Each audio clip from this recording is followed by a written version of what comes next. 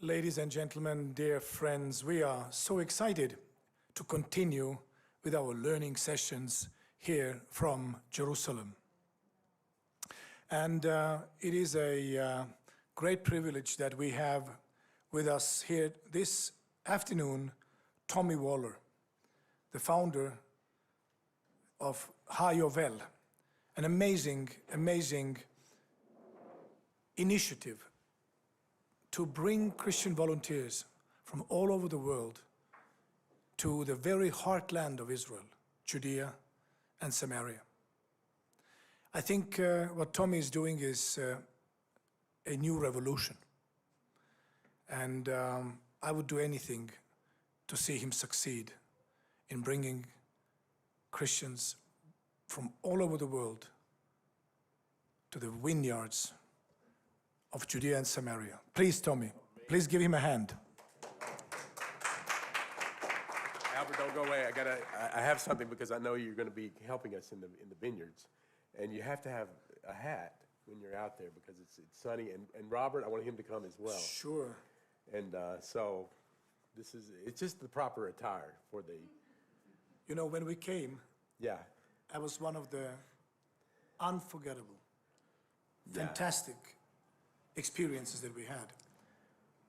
These beautiful people you bring, this beautiful spirit of building something amazing on the Har Bracha, on the mountain of blessing. Yes. What can be better? Nothing can be better. So tell us all of it. All right, here we go. All right, I do appreciate Albert. It is a blessing. We were just talking just a while ago as we were coming here, because our organization is something that is representing something that most Christians are not fully aware of. Most of them are not fully, don't understand exactly, what these issues are in Judea and Samaria. And I don't think a lot of times we don't understand exactly what the issues are in Jerusalem. What does Jerusalem have to do with Christianity, and why should Christians be involved in Jerusalem and Judea and Samaria? And I think that this is it's a critical part here because we're at a new juncture. The title today is The New Radical Christianity. The new radical Christianity. What does that mean? What does that mean in today's time? Because obviously, we're seeing something that we didn't see before. There's a generation that's seeing something that's not, that hasn't been revealed to us in the past, and we haven't understood it. And the reason why we haven't understood it is because Israel didn't exist. Israel was desolate. Jerusalem was uninhabited almost. We've heard Mark Twain mentioned several times since we've been here at this conference. And he actually was the one who said, there's nothing here. There's nothing here. But today, we're in the city of Jerusalem. There's never been this many Jews in Jerusalem in the history of the world. And this is exciting times. A little bit of my story, and I want to get a lot, my wife said, don't say anything about me, just stick to the topic, okay? But I tell you, when I speak about radical Christianity, I have to speak about my wife and my children. Hard for me not to get emotional about it, but I have an amazing family of 11 children that are all sold out for this purpose, to see the physical restoration, the physical reality of prophecy manifesting itself in the land of Israel. And I am very grateful to have that family, to have a wife that would stand with me, because this is an amazing thing. And I wish that all the families of the earth, and that's what the promise is, right? All the families of the earth will be blessed, and I have a blessed family. I'm thankful for their courage.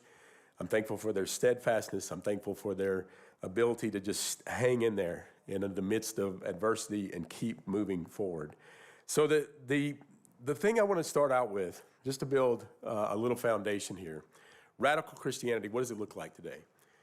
Radical Christianity, and obviously I'm going to put it in the context of Israel, because it's not Israel is the definition, and we're going to dig into it in particulars, but Israel is a definition now of what radical Christianity is. There's a survey recently that came out done by the University of North Carolina, and they did a survey, and in 2018, the survey said that 79% of Christian youth from 18 to 29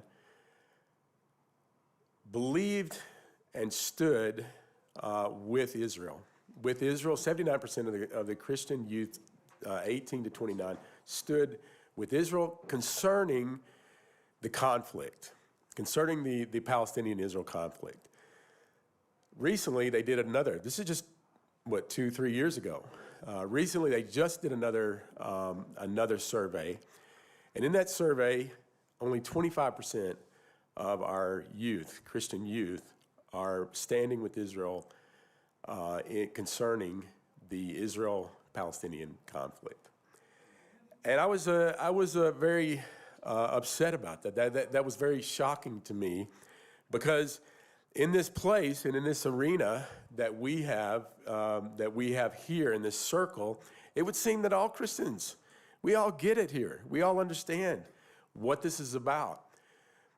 But our youth are looking for something tangible. What I have faced and what I have experienced over the last 18 years here in Israel, specifically in Judea and Samaria, is the understanding of prophecy, the reality of prophecy, the tangible reality of prophecy. What happened to me, I was farming in Tennessee. I came here to Samaria.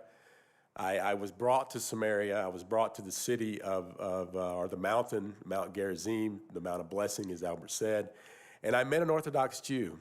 Now, it took the Jews, because it seems like for 4,000 years, they're waiting, right? The Jews are waiting to establish the land of Israel. Amazing that they would do that they would wait. They would have the patience to wait 4,000 years, and specifically 2,000 years, but even 2,000 years, there was an occupation. What was the occupation? The Roman occupation. They were waiting for their own country, waiting to establish their own country. And I saw and I met this Zionist religious Jew, and I'm from Tennessee. You could probably tell by my accent. And I met for the first time, 18 years ago, first time. I came to Israel, I met an Orthodox Jew for the first time. And he read to me from the prophet Jeremiah. And Jeremiah, as we understood, was also a very persecuted prophet, as most of the prophets were. And the prophet Jeremiah believed that even though the Babylonians were about to take Israel, that one day we would see something radical happen, something extraordinary happening. What does that extraordinary thing look like? God says in Jeremiah 31 that one day, in my loving kindness, he starts the whole chapter out. Through my loving kindness, we're going to plant vineyards on the mountain. We're going to restore the ruined places of Israel. We're going to restore the ruined places of the mountains of Israel. And we're going to plant vineyards on the mountains, on the mountains of Samaria. And when he read that to me, I was standing in a vineyard on the mountain of Samaria.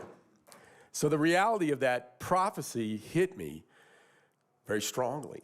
And I remember my knees got weak. I was undone. I was completely undone. And I asked him, I said, Nir, what can I'm not Jewish. What can I do? Because for the first time in my life, I saw prophecy that I could touch.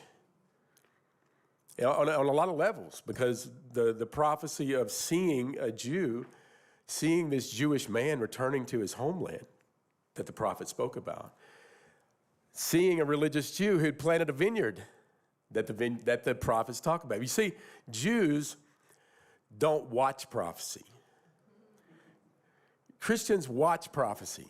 We sit in our churches, our congregation, and this is what I'm getting at today is the new radical Christianity. Because the new radical Christian doesn't watch prophecy. They do prophecy. They do it. And we have to be those people, just like the Jewish people, to walk in the places, because the prophet spoke a lot about the nations, a lot about the nations.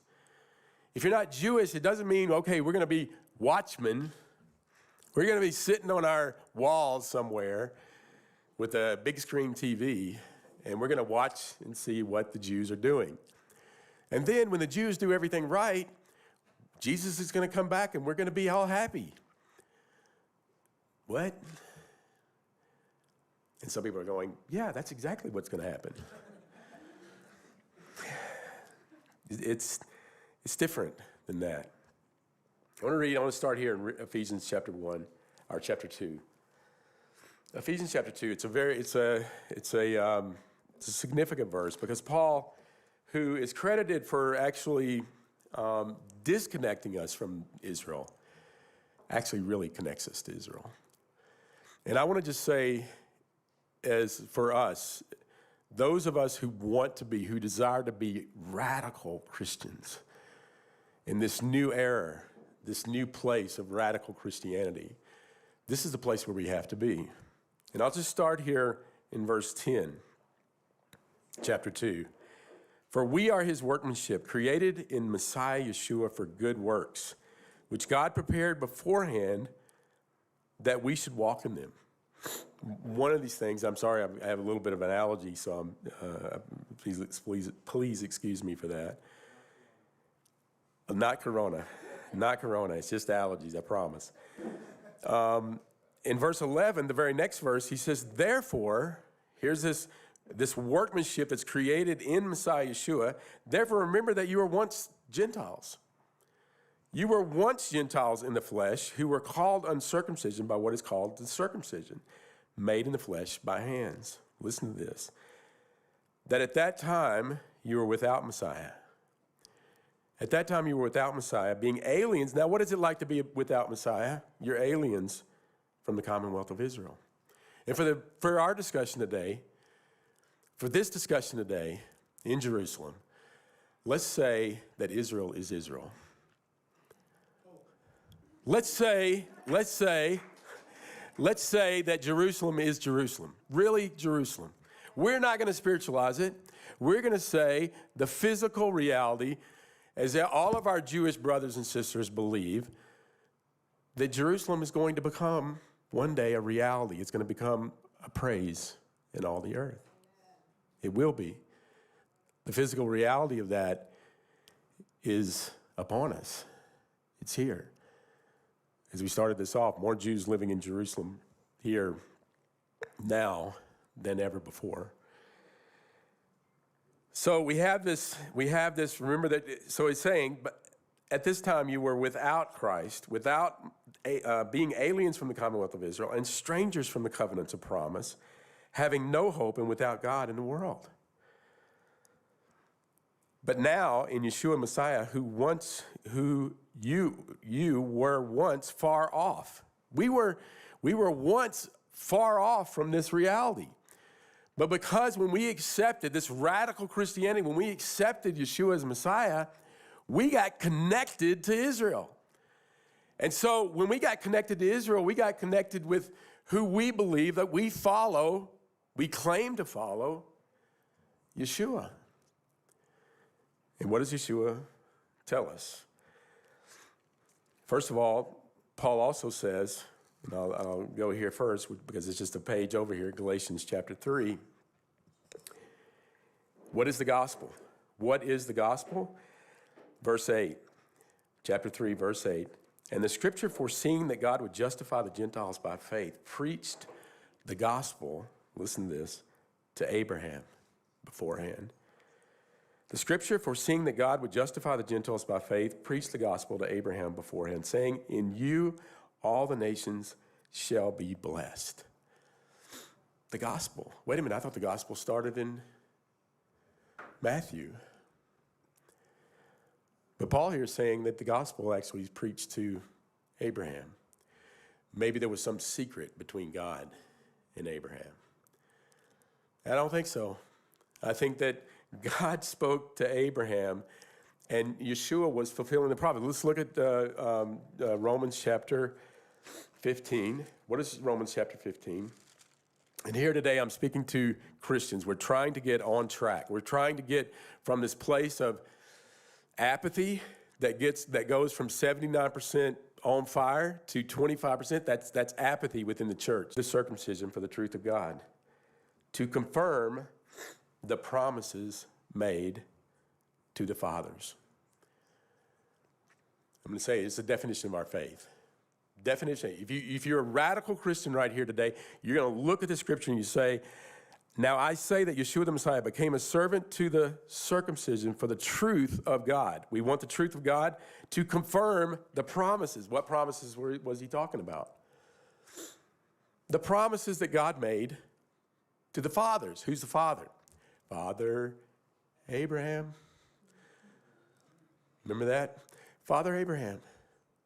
The promise made to the fathers. So this is the reality. This covenant is a significant place and part, a very, very strong part of what we believe. And Albert, please tell me what the time is. I'm not seeing the. Okay, great. Just go. Don't even do something like that, and I'll know for sure what's going on. So we have this in Genesis. We've been talking all week about, if you bless Israel, you'll be blessed. Genesis 12. So Genesis 12 is a significant part. This is where we stood. Matter of fact, where we are in Harbor Ha, we could have heard God say, "This is the land we're going to give your descendants." And I can't do it with this cold that I have now, but this is the land. We would have heard that booming voice and it wouldn't have been in English. And it is. God speaks in Hebrew, obviously. But God did this, but then he did something else. In Exodus chapter 3, he begins to talk about himself as, his name as the God of Abraham, the God of Isaac, and the God of Jacob. He says it. He says he's introducing himself here in chapter 3, Exodus chapter 3, and he says, "Moreover, I say, I am the God of your father, the God of Abraham, the God of Isaac, the God of Jacob. I am." That's who I am. Now, we get caught up in and maybe it's good, the Yod He Vav He. We get caught up in the I am that I am. But here he says, who do I tell these people that you are? Verse 13, when Moses said to God, "Indeed I have come to the children of Israel to say to them, the God of your fathers has sent me to you. And they say to me, what is his name? What shall I say to them?" God says, "I am who I am." And then he goes on in verse 13, "Moreover, God said to Moses, thus you shall say to the children of Israel, the Lord God of your fathers, the God of Abraham, the God of Isaac, and the God of Jacob." This is important because if you don't get this piece of the puzzle, you can't understand the promise or the understanding of Paul's preaching. Paul is preaching here about who God is, who refers to himself as to what's happening here in the land of Israel. And he refers to himself. Imagine God looking at those people, looking at first of all, the Jewish people returning to their homeland. Is God excited about that? Is God excited about that? But imagine now that the next phase, and this is what I appreciate about Rabbi Thule, is that there's another phase to this. And this final phase includes, and this is why we got to get on the to-do list, it includes the nations. It includes the nations. There are rabbis out there right now. Rabbi Melamed in Harbor Ha believes this. That's why we're there. Believes that the nations are coming, and we see it even in our own Bibles. In Romans chapter 11, what does it say? And we've all taken it in the wrong way. I guarantee you, every Christian that I know doesn't read Romans 11 like you will after I say this. But that when the fullness of the Gentiles come, In other words, let's just take it like this. When the Gentiles get it, all of Israel is going to be saved. And I'm telling you that they're not doing a repeat after me. They're waiting for the nations to get it. They're waiting for the nations to get it. The fullness of understanding, the fullness of the reality of prophecy. This is radical Christianity. This is it. We have got to move into the next level. No, it's not. We're not Hollywood people. We're not. Pastors are worried sometimes. You know, what's Tommy going to talk about? He's hanging out with those settlers. It's sad. It's sad, the stigma. Right now, there's a community in near the Tapuic Junction. Some of you, a few of you know where Tapuic Junction is. A community, Eviatar, just created, named after, actually established because 2 Jewish men were murdered at the Tapuic Junction. And the Jewish people, and I want to say this very soberly, it is a sad thing that the Jews can only advance when somebody dies. And you know why? You know why this is happening? You know why the nation of Israel had to happen? Because of 6 million Jews murdered in the Holocaust. They brought the bulldozers in. Many of you in this room probably don't even know what's happening in Eviatar. Don't even know what's going on because you're new. Nobody's covering this. But there's a war going on out there for the land of Israel. There's a war going on. In Christianity, the apathetic Christianity, not the radical Christians. The radical, fierce believers in Yeshua are walking with the faith of these Jewish men and women. And right now there's an attack on this community. There's an attack. There were hundreds of families not hundreds, but I think 50 families moved into this community almost immediately. Almost immediately because of the death a couple of weeks ago. Yehuda, what was his last name? It was Yehuda. Anyway, he was shot and was murdered at the Tapuic Junction, and they immediately started this community. But nobody in the Christian community would even know that it was even happening. But we got to know. We've got to be a part of this thing. We've got to be a part of what's happening. And I want to just say that this covenant, this covenant who God refers to himself as, is an important part of our faith. Because the third commandment isn't about just using God's name in vain. It's not just using God's name in some cuss word or something. God's name in the third commandment is in the Jewish world, the unforgivable sin. You shall not take the name of God in vain, for the Lord will not hold him guiltless. The Lord will not hold him guiltless who takes his name in vain. If God is referring to himself as the God of Abraham, Isaac, and Jacob, then I am not a person that can say, no, you're not the God of Abraham, Isaac, and Jacob.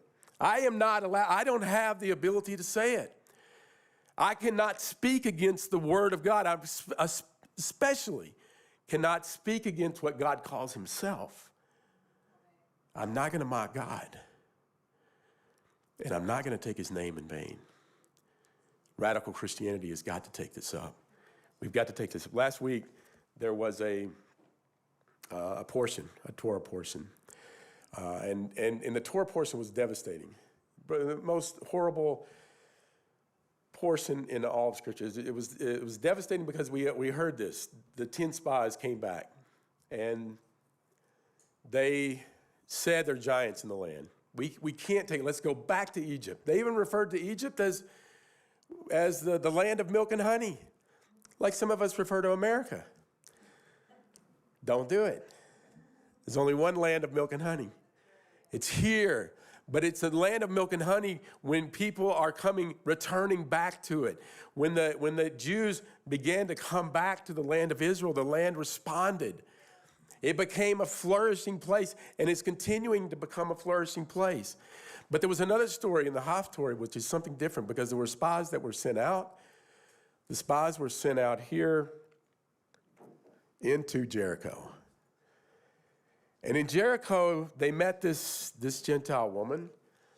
Our Bibles refer to her as a harlot. Interesting, God uses interesting characters. Hallelujah. It's a great Christian, great Christian testimony here, right? But what is the first thing? Here's radical Christianity. Listen to this. The first thing that Rahab says to the spies, verse 8, chapter 2, Joshua chapter 2, verse 8.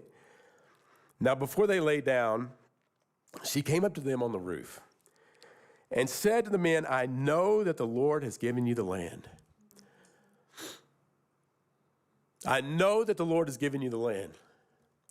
And I'm telling you, when we come here and we see the Jewish people here, the first thing out of our mouths, whether it's Jerusalem, East Jerusalem, or Judea and Samaria, these places in 1967 is a place where we have to, because we won the war, okay? And I'm wrapping up here. We won the war. 1967, how many believe there was a miracle? We believe it was a miracle, and we believe it's a miracle. Then if we believe it's a miracle, then we need to stand in the miracle.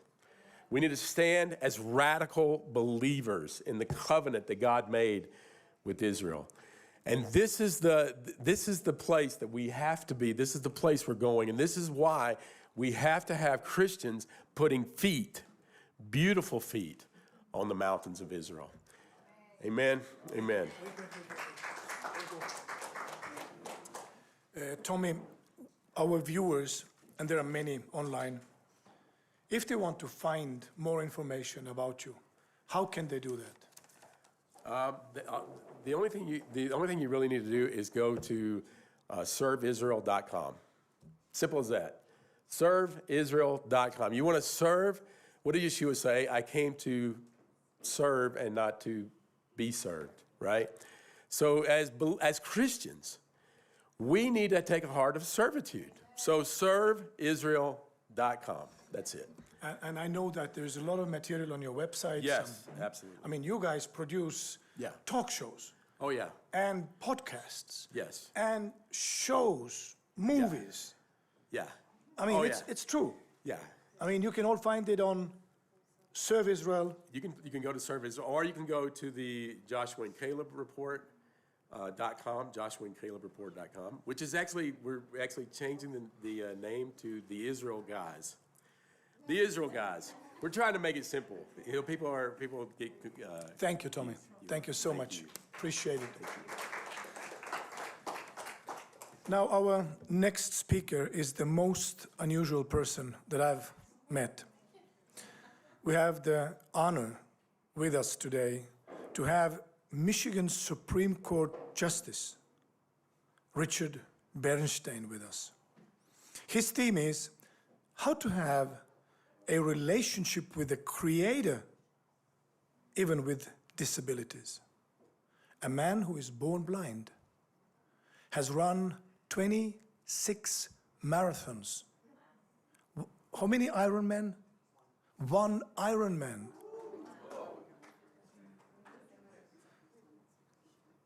I think this is the most unusual person I've ever met. Richard, please, the stage is yours.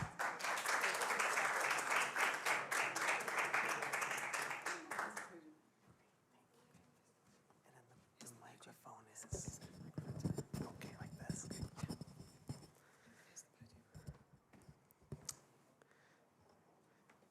If God is so great, why is it that bad things happen to otherwise such good people? Why is it that there are some who come to know a greater struggle or greater hardship or greater challenge than others? What about the people who now have a table just set for one? And as one writer penned, why is it that the streets of heaven are too crowded with angels? People ask, so what are the qualities that go into being a Supreme Court justice? When making decisions that affect people's lives, is it about your ability to research and to write, your ability to publish, or your academic background? I always say that none of those things really matter, for it comes down to one thing and one thing only: life experience. I have come to believe that God gives us our experiences for a reason. He gives us our reasons so that we have a purpose, that we understand why we are here, why we are created. It is only through struggle and challenge and adversity that we can come to truly know, understand, and appreciate those who exist around us. As we go through life, we don't always have to be happy. We don't always have to smile. We don't always have to feel good. When we develop a relationship with the Creator, it doesn't always have to be out of praise. It doesn't always have to be out of gratitude. It doesn't always have to be out of joy. It can often be a real relationship, a relationship of struggle, a relationship of setback, a relationship of pain, a relationship of frustration, a relationship of anger, because those are real emotions. Those are raw. Those are genuine. But they are lasting, they are profound, and they are real. So often people comment and they say, when people are finding struggle and hardship in their life, when they are dealing with immense loss, people will often say, "Oh yes, but God loves you." And while we all know that to be true, there is something more powerful that can be said to people who are going through real hardship. And that is that God needs you. He needs you to understand why you're here. He needs you to go out and have an impact. He needs you to help others. He needs you to serve with a purpose. He needs you to understand that mission. So why is it that bad things happen to otherwise such good people? And why is it that there are some who come to know a greater struggle or greater hardship than others? So often when you encounter someone who has faced real loss, real devastation, people will often say to them, "Oh, you're going to make a full recovery. Everything is going to be fine." And I can honestly tell you, when you say those comments to people, it comes off as hollow. Because so often, most people are not going to be okay. And they're not going to be fine. The key to understanding the Creator is learning how to adapt. How to adapt to a life that you might not want, but to the life that you have ultimately been given. It's not always about that power of recovery, but it's about finding a new road or a new path. Life can change in an instant. It can change without warning, and it will change without any notice. Now, as you heard in the introduction, I have been blessed to have had the opportunity of completing 24 marathons and a full Ironman competition. For those of you who are unfamiliar, an Ironman is a 2.4-mile swim, followed by a 112-mile bike to be completed by a 26.2-mile run. The rules of the competition are quite simple.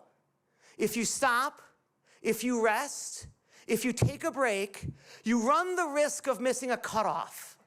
If a cutoff is missed, you will be immediately disqualified from the competition. If you finish at 12:05 instead of 12 o'clock, it is like you were never even there. 2 years of effort, work, and training will literally be for naught. So I invite you to picture, if you would, the feeling you would have as you dive into a frigid body of water. The water temperature that morning of Lake Coeur d'Alene was 55 degrees. Imagine swimming in total darkness. You don't have any idea where you are. You don't have any idea where you're going. You can't communicate with your guide because you're underwater and so is he. Other swimmers swim on top of you, kick you in the face. Being blind, you can't brace for that ensuing impact. It's not uncommon to have others become entangled and ensnared in the rope that connects you to your guide. And as they become entangled, the rope starts to constrict. And as the rope constricts, it starts taking you below the surface. It's easy to have a relationship with God when things are good, when your business is going well, when your loved ones are all healthy. But I've come to find that if you want to have a real relationship, it's what happens when you're afraid, when you're feeling pain, and when you have an uncertain outcome. That's when you come to truly know the Creator.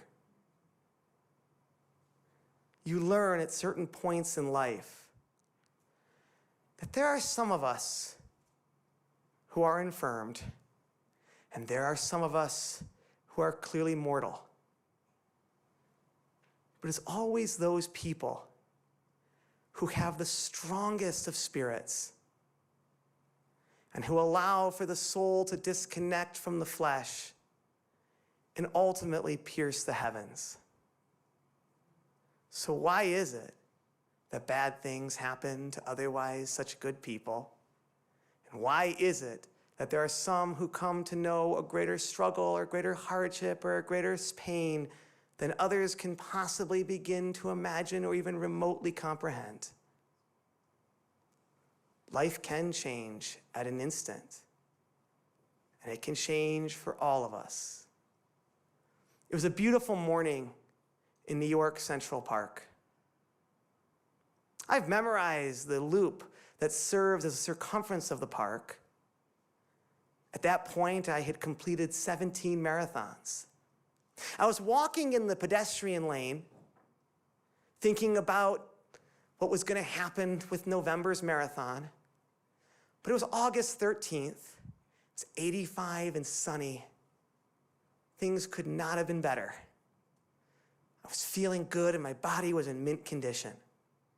As I walked in the pedestrian lane, a route that I knew well and had taken many times before, a bicyclist was traveling at a speed of an excess of 35 miles an hour. And due to such a high rate of speed, when he hit the top of the park's biggest hill, he wasn't able to maintain control of his bicycle.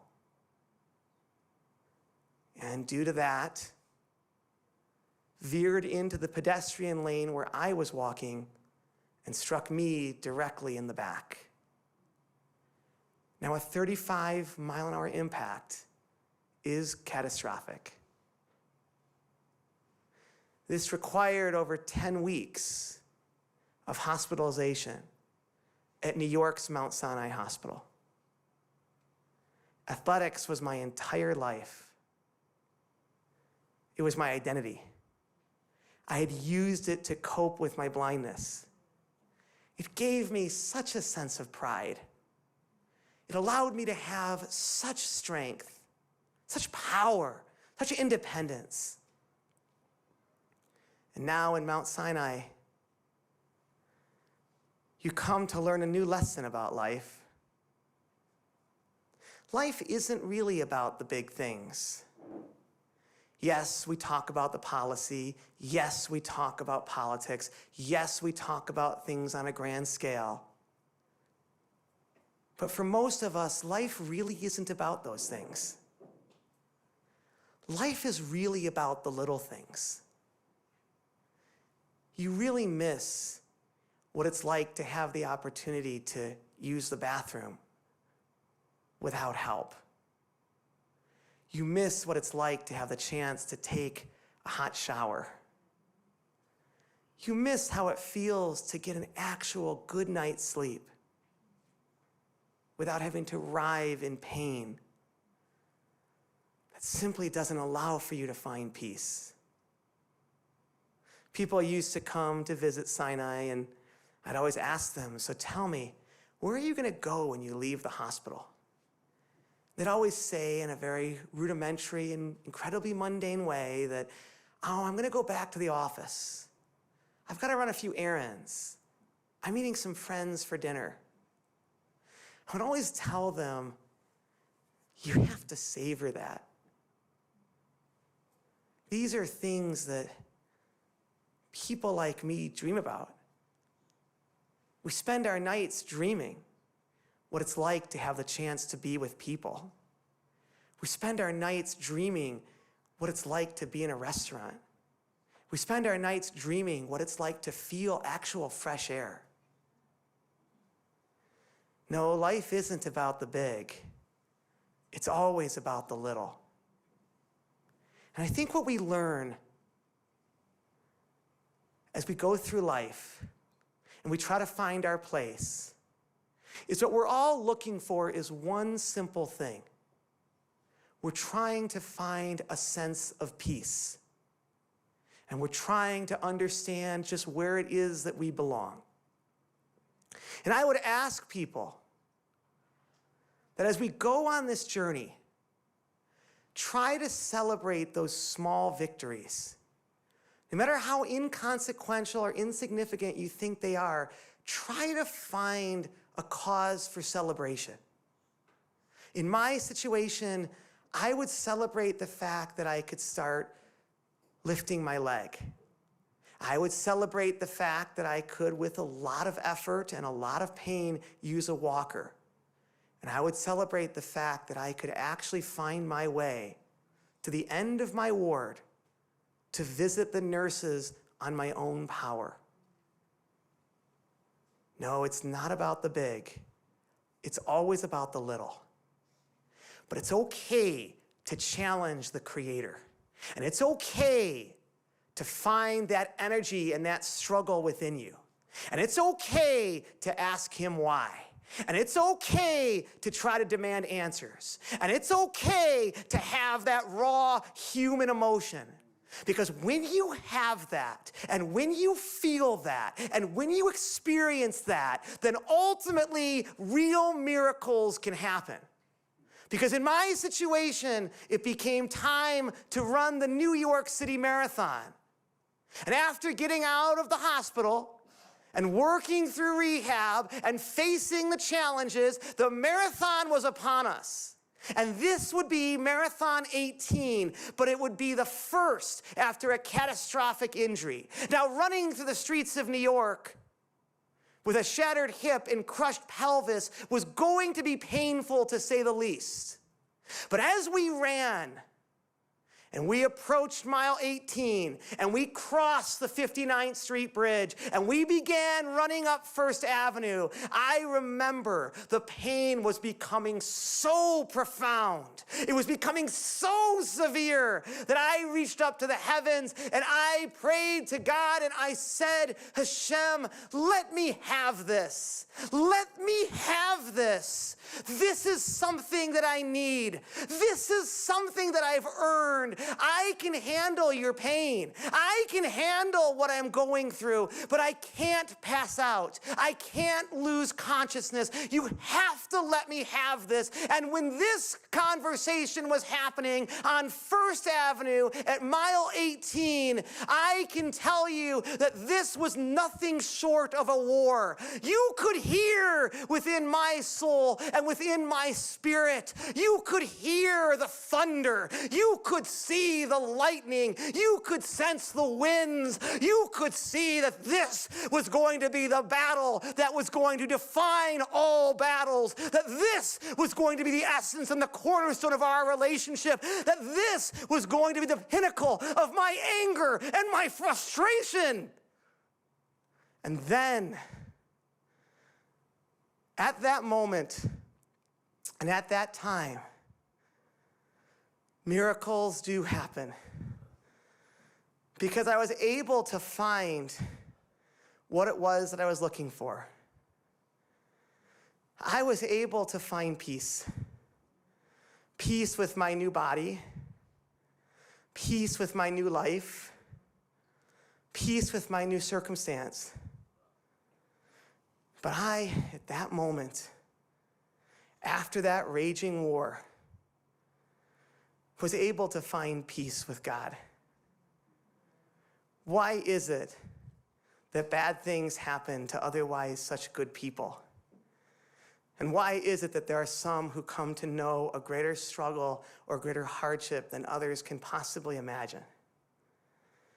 I think the answer goes something like this.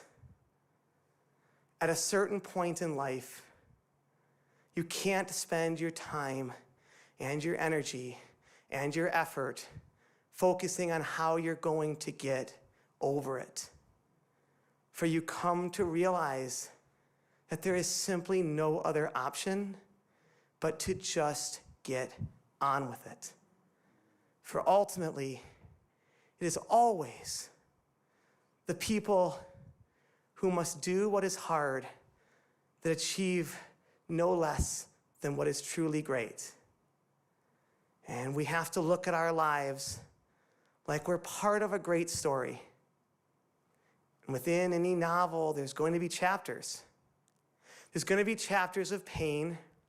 There's going to be chapters of setback. There's going to be chapters of frustration. But it's only through those chapters you're going to come to find hope.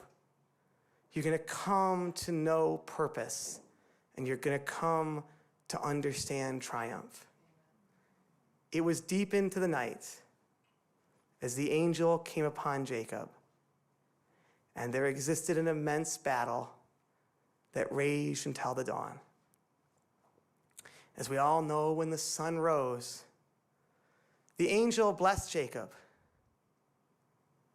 but he gave him a new name, the name of Israel, which translates to mean, as we all know, one who struggles with God. If I hadn't been given the experiences that I was given, I wouldn't be as good of a judge. I wouldn't be kind. I wouldn't be merciful. I wouldn't be empathetic. And I wouldn't be understanding. We have to celebrate who we are. We have to celebrate the journey that we're on. We have to come to realize that for many of us, our dreams get replaced by wisdom. But we have to celebrate Hashem. We have to celebrate our purpose. We have to celebrate our mission. We have to celebrate why it is that we were created. And we have to celebrate the simple notion that yes, for so many, we are mortal and we are infirmed. But it is our spirits and it is our souls that truly know no bounds. And with that, let us say, Amen.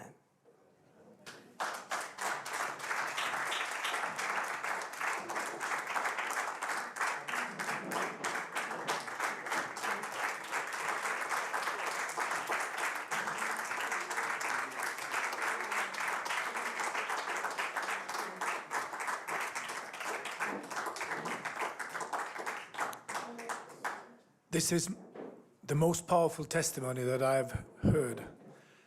And imagine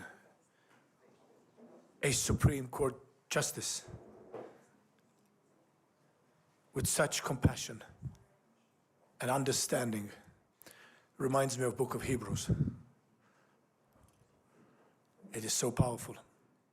Richard, we're so thankful to you. I'm sure that our viewers online are crying as I am because your testimony is so powerful. It is a testimony of victory in the most adverse circumstances, not giving up, not despairing, looking up and not down, looking up to your Creator and finding Him. what can be better? Let's give another applause.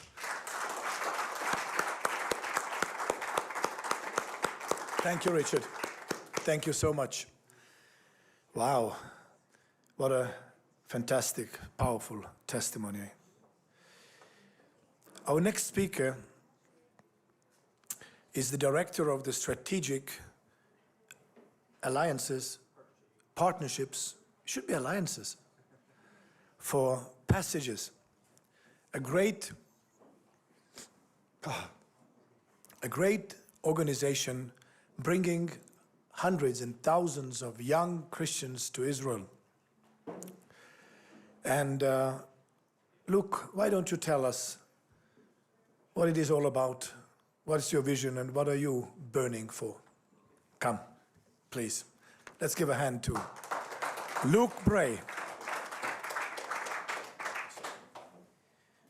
Well, I want to start off by saying thank you to Albert for allowing me to follow that incredible presentation. So, just as Bernstein, his story was riveting and his experience, I think, jarring for us, so many of us who have not experienced such kinds of difficulties, and so thankful for the opportunity to be able to hear him. Well, good afternoon. I'm thankful to be here. This is actually my first time to be able to come to the Jerusalem Prayer Breakfast, and so I'm incredibly thankful to just be here, but then to have the opportunity to speak to you at this gathering is a true honor, and so I thank you for that. We're going to go through a few slides together, but the first thing that I want to mention to you is something about maps. If you'll go to the first slide, maps have always captured my imagination. Each map tells a different kind of story, a story of possibilities and maybe even a journey.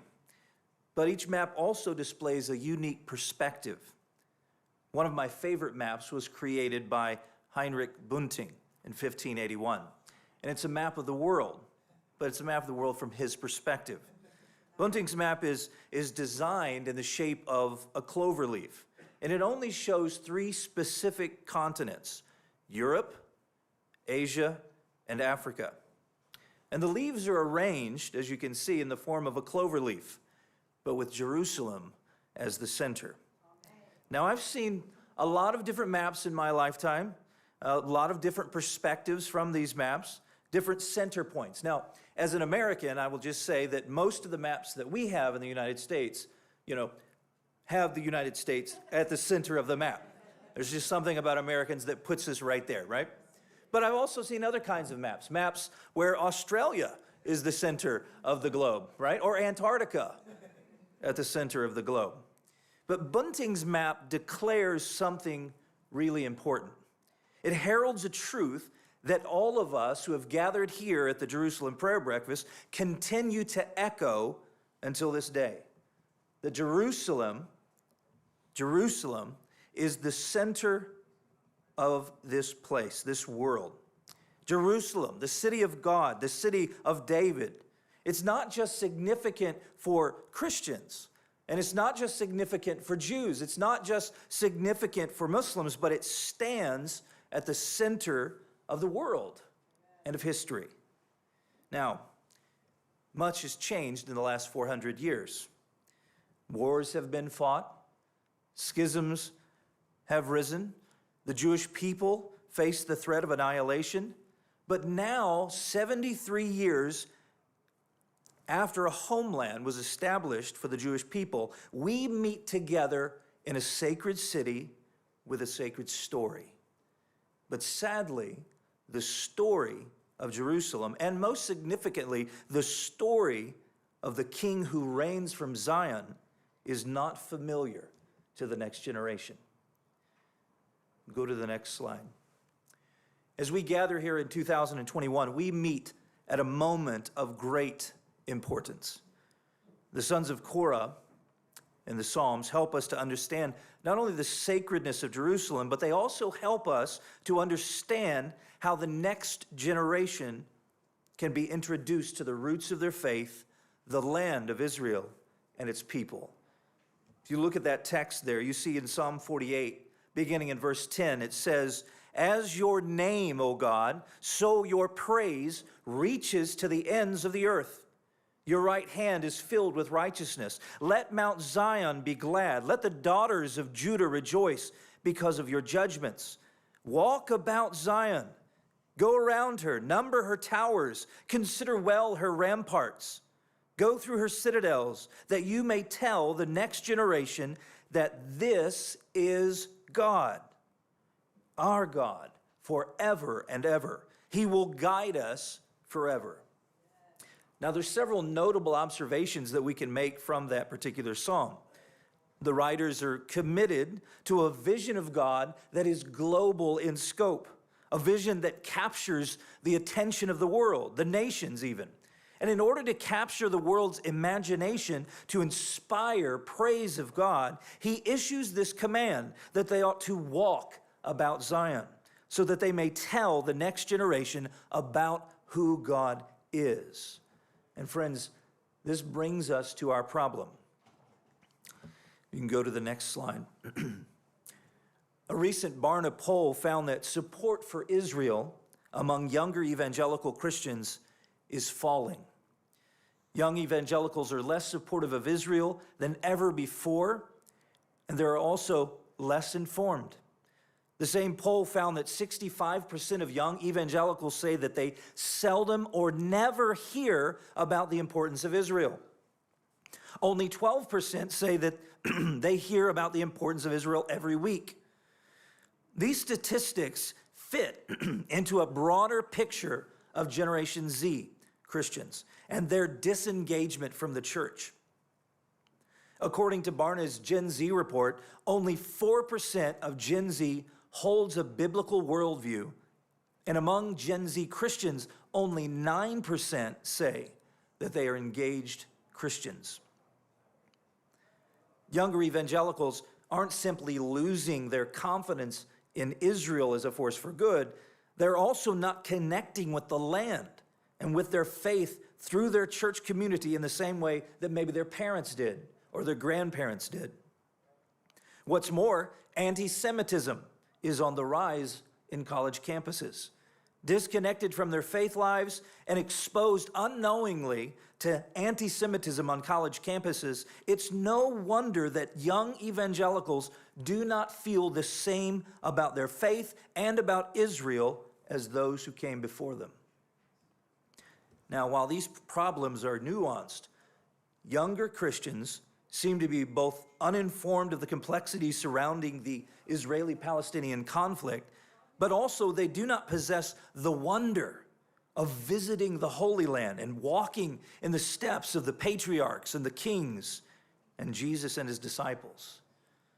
In the next slide, we see that in a poll of over 700 evangelical Christians between the ages of 18 and 29 that was conducted between March and April, participants were asked where they placed their support in the Israeli-Palestinian dispute. Look at these numbers. Just 33.6% said they aligned themselves with Israel. 24.3% said with the Palestinians, and 42.2% said with neither side. Next slide. Look at this. This is a marked shift from 2018, when 69% indicated support for Israel. 5.6% said they sided with the Palestinians, and 25.7% said that they didn't take a side either way. The next slide, we see this disparity or the discrepancy between older and younger generations. Oh, keep going. The one before didn't have the statistics. Oh, really? There we go. Another clip.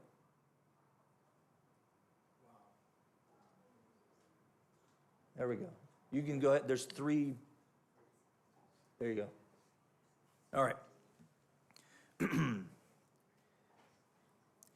When evangelicals were asked to explain the discrepancy between younger and older evangelicals regarding the Israeli-Palestinian conflict, as you can note up there, 34% said that it had to do with generational differences.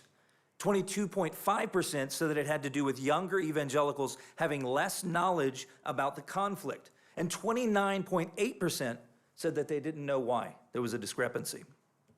Now, these statistics indicate not only a lack of knowledge, but also a lack of interest among younger evangelicals.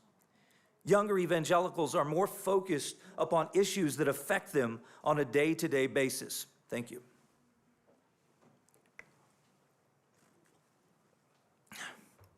Their opinions about Israel are shaped by the prevalent culture and voices around them. Negative stories about Israel abound around the world as the next generation obtains most of the information about global events from social media and from a news or press industry untethered to facts and truth. Another contributing factor is the competing theological vision between older and younger evangelicals. Many young evangelicals do not share their parents' vision of eschatology, which puts Israel at the very center of their thinking oftentimes. And so as a result, the next generation is left confused about how Israel fits into their world and fits into their theology. What we do know about the next generation is that they are all about experiences.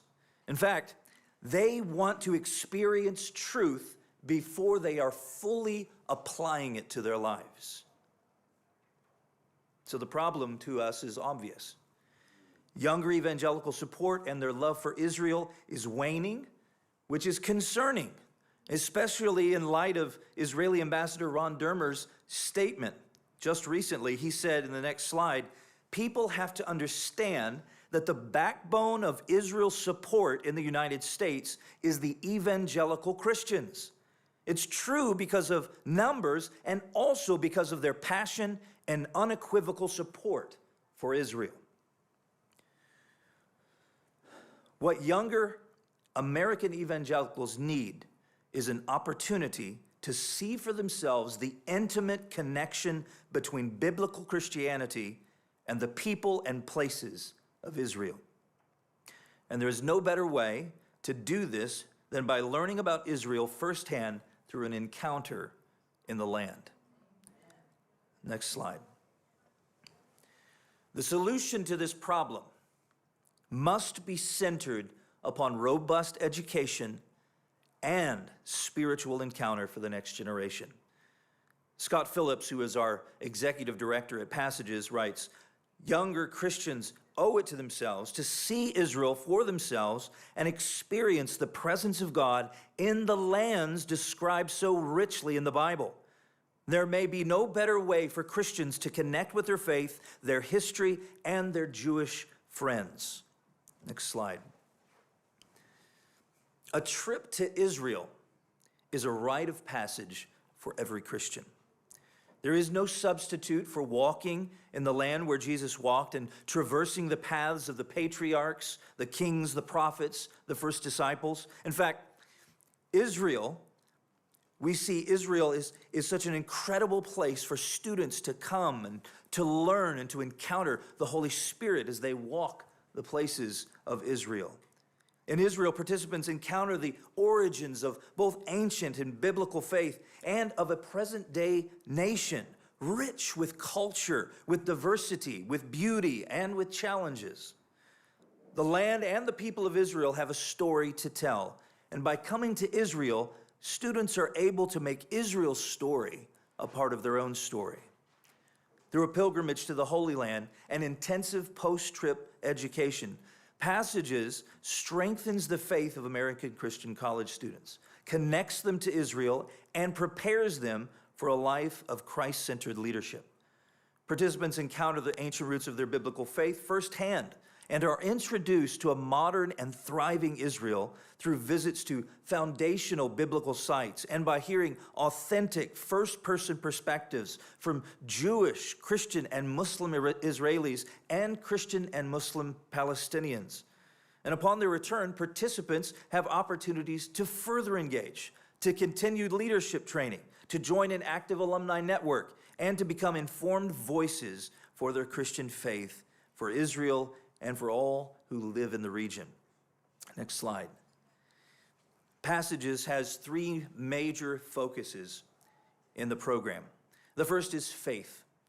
Strong identity in Christ is a cornerstone of Christian leadership.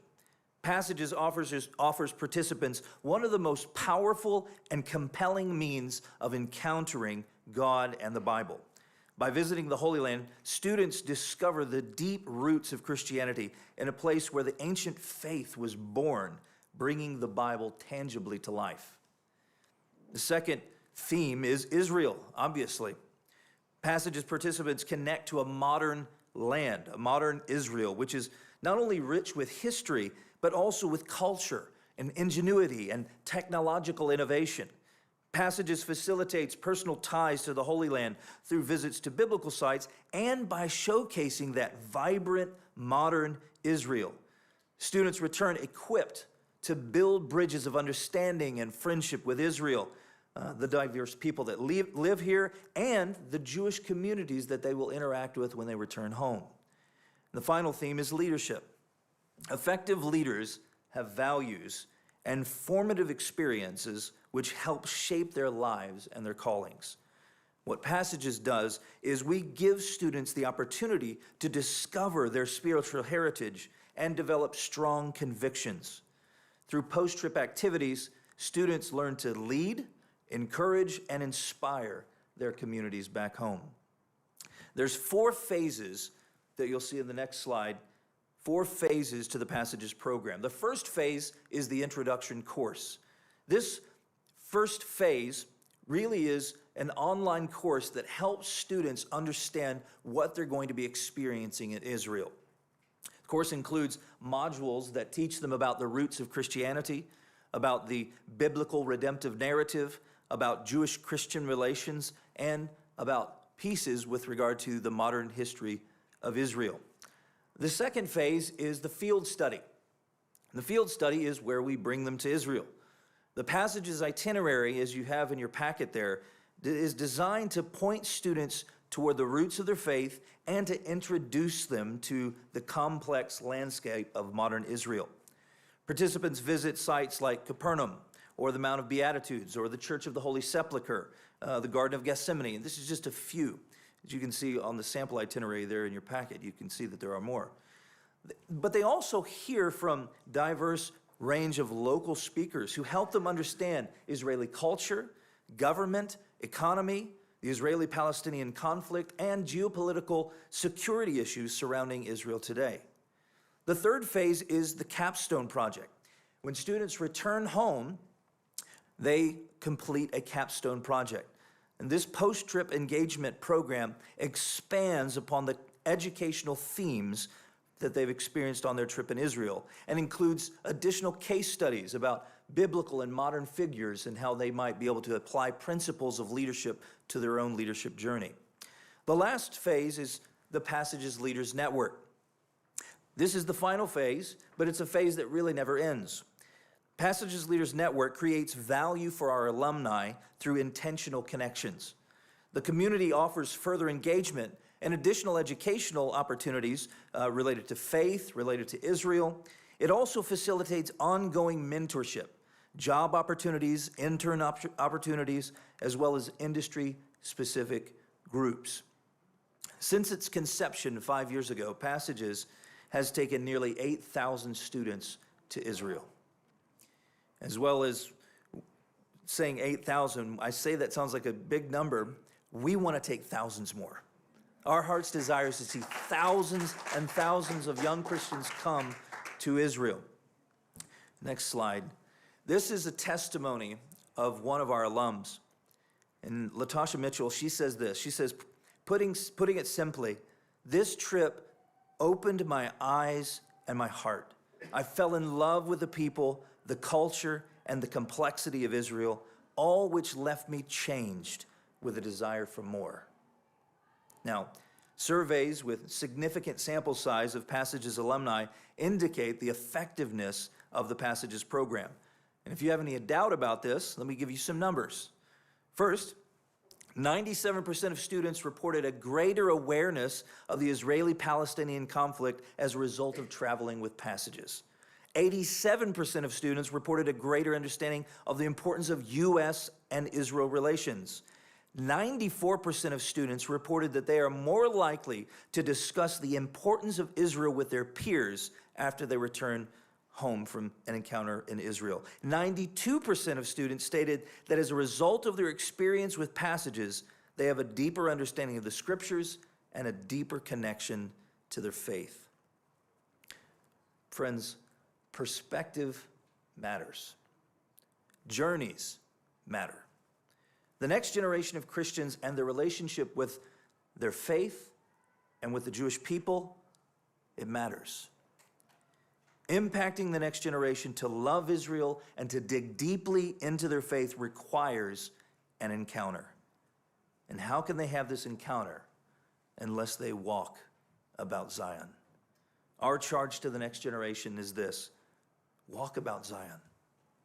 Go around her, number her towers, consider well her ramparts, go through her citadels, that you may tell the next generation that this is God, our God forever and ever. He will guide us forever. Thank you.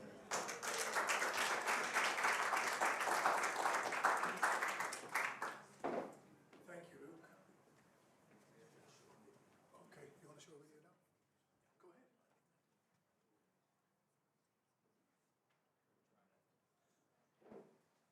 Well, there is a video that is not really there yet, but look at me. I'm better than a video, believe me.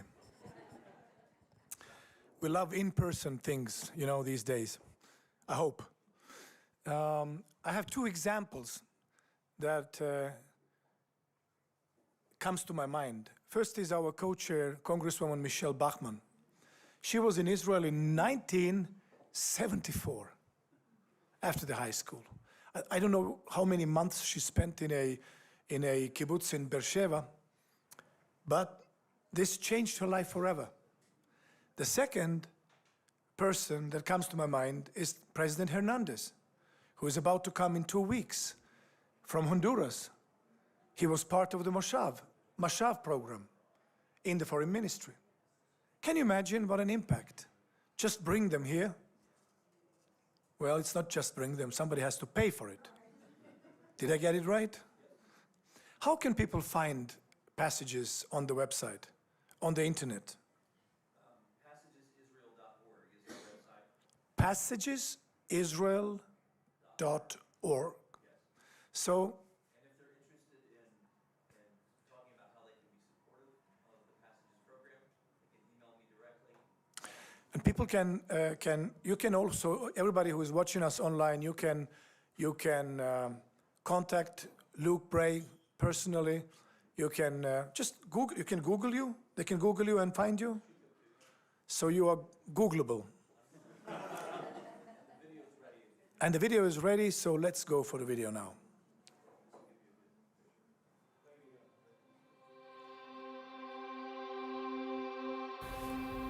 As I sat there on the plane, I couldn't help but to feel anticipation.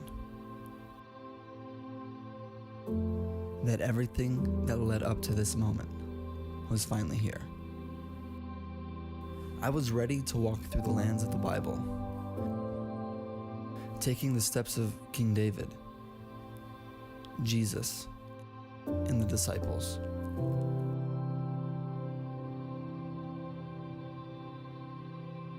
This was the stage where history and stories played themselves out, where I could walk and pray and watch as the Bible would come to life, jumping off the pages at me.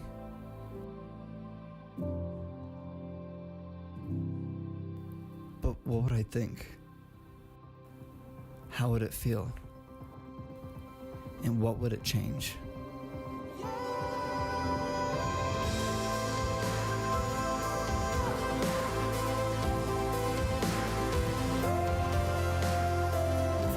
getting to walk in the footsteps of Jesus because it's like they're real people. I get to see these major biblical characters like David and Solomon, all of these people who have shaped my faith, and they're not these big giants in the Bible, they're people like you and me. Being in that moment with like the crashing waves and the sun beaming through the clouds and playing worship music on this boat, it's just like such a powerful moment. It was just great to just see God's power and His majesty displayed. It's crazy to look off the Mount of Beatitudes and think, wow, this hasn't changed a whole lot from when Jesus stood here. Just standing like in amazement at being here. And I think that having had that experience has made the Bible come to life for me, made my faith come to life for me in a much more tangible way. It isn't just in your head. It's not just something that like people have just made up. There's physical evidence of things that happened here. My biggest aha moment while I was here in Israel was being at the Mount of Olives and just being in that place where Jesus was and where He walked on that Friday and where He prayed. When you go back and you read the Gospels, it makes a huge difference because for the first time you can actually see where it happened. Really seeing the Bible come to life and just seeing those stories come to life off of the pages is something that's just almost magical in a sense, just able to strengthen your faith more than you ever thought it could. It would be impossible not to be changed after visiting this place. Reading the Bible is one thing. Experiencing it is another. And now, when I open to read the Word, or close my eyes to pray, I feel I can finally see.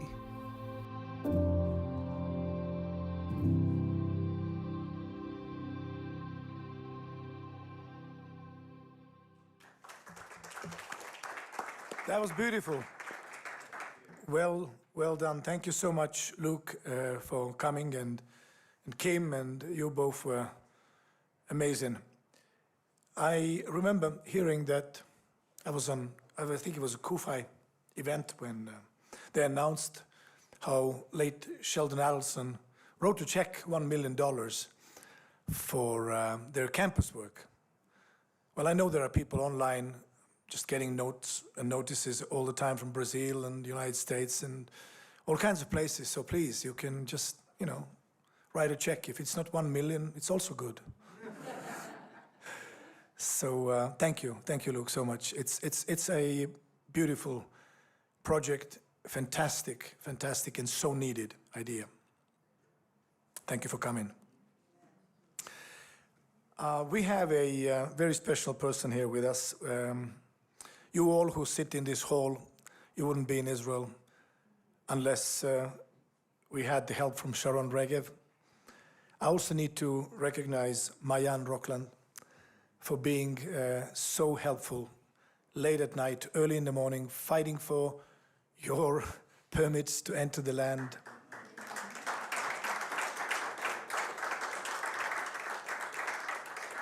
You've been like angels for us to make this event possible. And I was so happy when we went to the anti-terrorism learning school, Lotar. But my heart was really touched when we went to see the Iron Dome and heard the IDF spokesperson. I was in tears. I was so proud of my country. So thank you, Sharon, for being with us. Please come and share from your heart.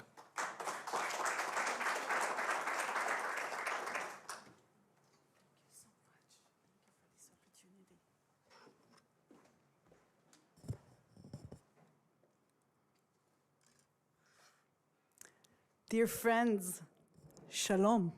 Shalom. Thank you. Let's do it again.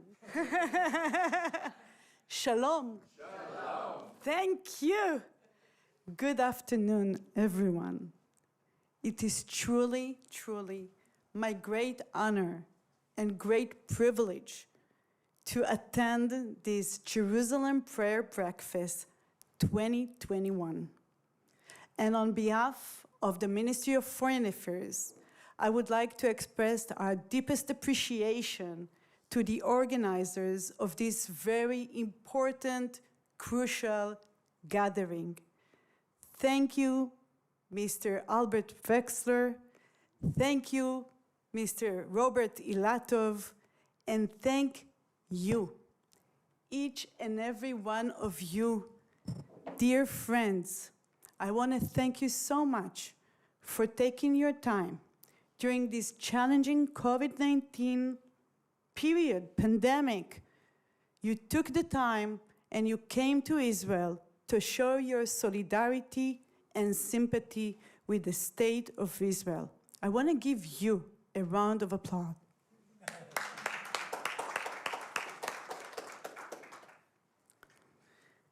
Dear friends, thank you for supporting Israel, and thank you for encouraging others to be the Ruths and Esthers for Israel.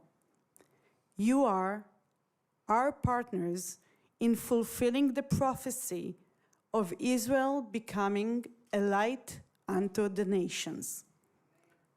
People like you, watchmen on the wall for Zion, who stand in the gap for Israel and the Jewish people. God has put into your hearts the call for Israel, and you have accepted it. We thank you from the bottom of our hearts. May God bless you. Distinguished guests, my name is Sharon Regev, and I am a grandchild of Holocaust survivors. I am also the mother of 2 Israeli sons. My older son is 18 and a half, and I am proud to say he is a soldier in the Israeli Air Force. I am the director of the Department for World Religions in the Ministry of Foreign Affairs. I truly love the mission of serving Israel's foreign ministry in the advancement of Jewish-Christian relationship. As part of my job, I walk the streets of the old city of Jerusalem on a daily basis. Don't you envy me?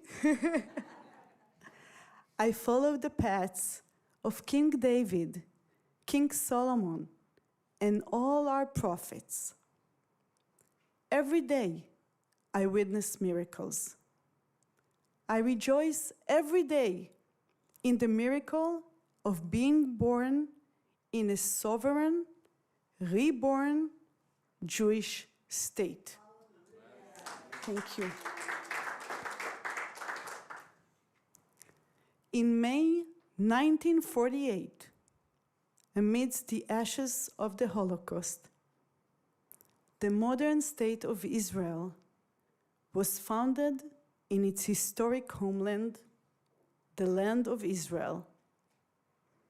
This is where the Jewish people's spiritual, religious, and political identities were shaped.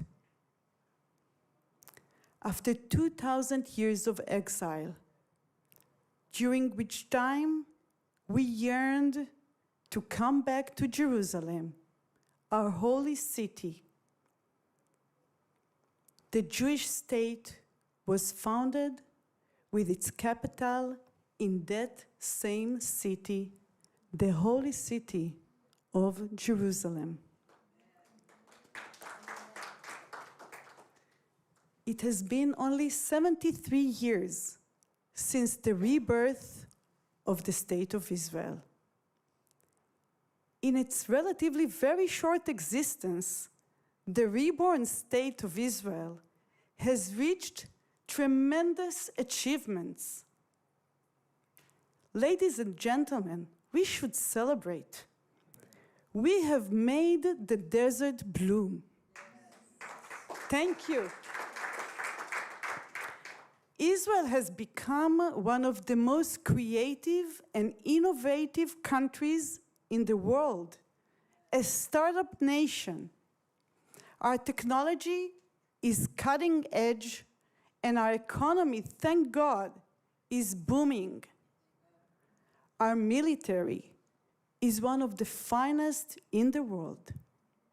Without natural resources, we have influenced the world in medicine, in commerce, technology, agriculture, in every path of life. We became a first world power where people from around the world wish to invest in. Our accolades are only through the grace of God and His protection over the land and the people. Thank you. Ladies and gentlemen, I am so honored to have you here in Israel.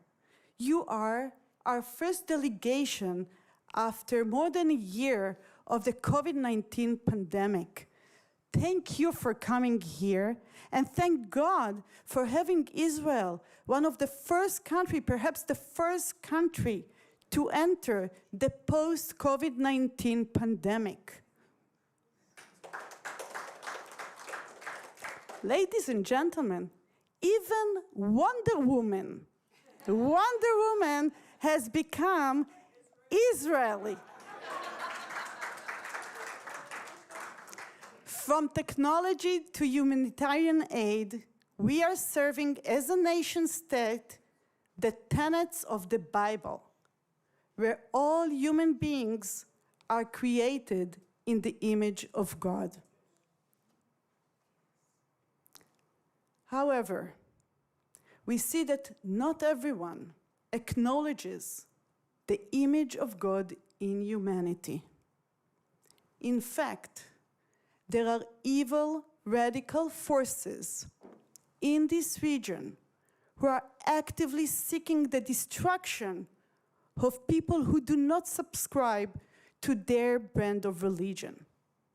Their ideological hatred is willing to murder their own brothers and sisters who identify with Islam. Radical Islam is using networks of terror to take away the biblical foundation that has shaped not only Western civilization, but also Islam itself, that the image of God is in every human being, that all of us are the children of God, and we're all created in His image. Instead, radical Islam wishes to enslave and destroy that fundamental teaching, insisting that the only valid human being is one who is like them. Ladies and gentlemen, your presence here in Israel is coming just a few days after we have reached the ceasefire at the conclusion of Operation Guardian of the Walls. The State of Israel was attacked by a ruthless terrorist organization who tries, still now as we speak, and is determined to murder and injure as many innocent Israeli civilians as possible. In just 11 days, more than 4,300 rockets were fired indiscriminately by the Hamas murderous terrorist organization at Israeli civilian centers in order to kill as many Israelis as possible. The Hamas terrorist organization, whose motto is to wipe Israel off the map, attacked Israel as part of its desire to weaken the Palestinian Authority and moderate forces who are interested in maintaining regional stability. It is stoking the same kind of Islamist extremism, fanaticism that the entire Middle East experienced under ISIS. Hamas, which instigated this confrontation, is cynically exploiting the control it wields over the people of the Gaza Strip. Unfortunately, it is celebrating the suffering of its own people. The people of Gaza are victims. They are taken hostage by the Hamas terrorist organization. Israel had no choice but to take action to defend its citizens. This was an act of self-defense. We embarked on an operation that we did not want, but we were prepared for, and ultimately, we attained many achievements that severely damaged the power and capabilities of this vicious terror organization.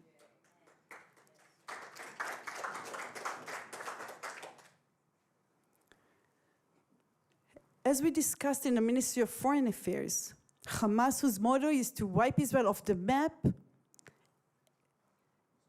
instigated this confrontation,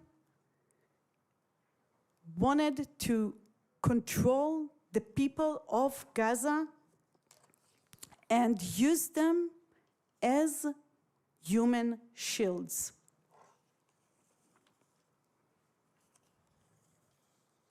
Our message to the people of Gaza is simple.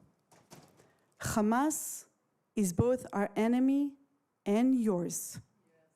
It's time to free Palestinians from Hamas and Iran.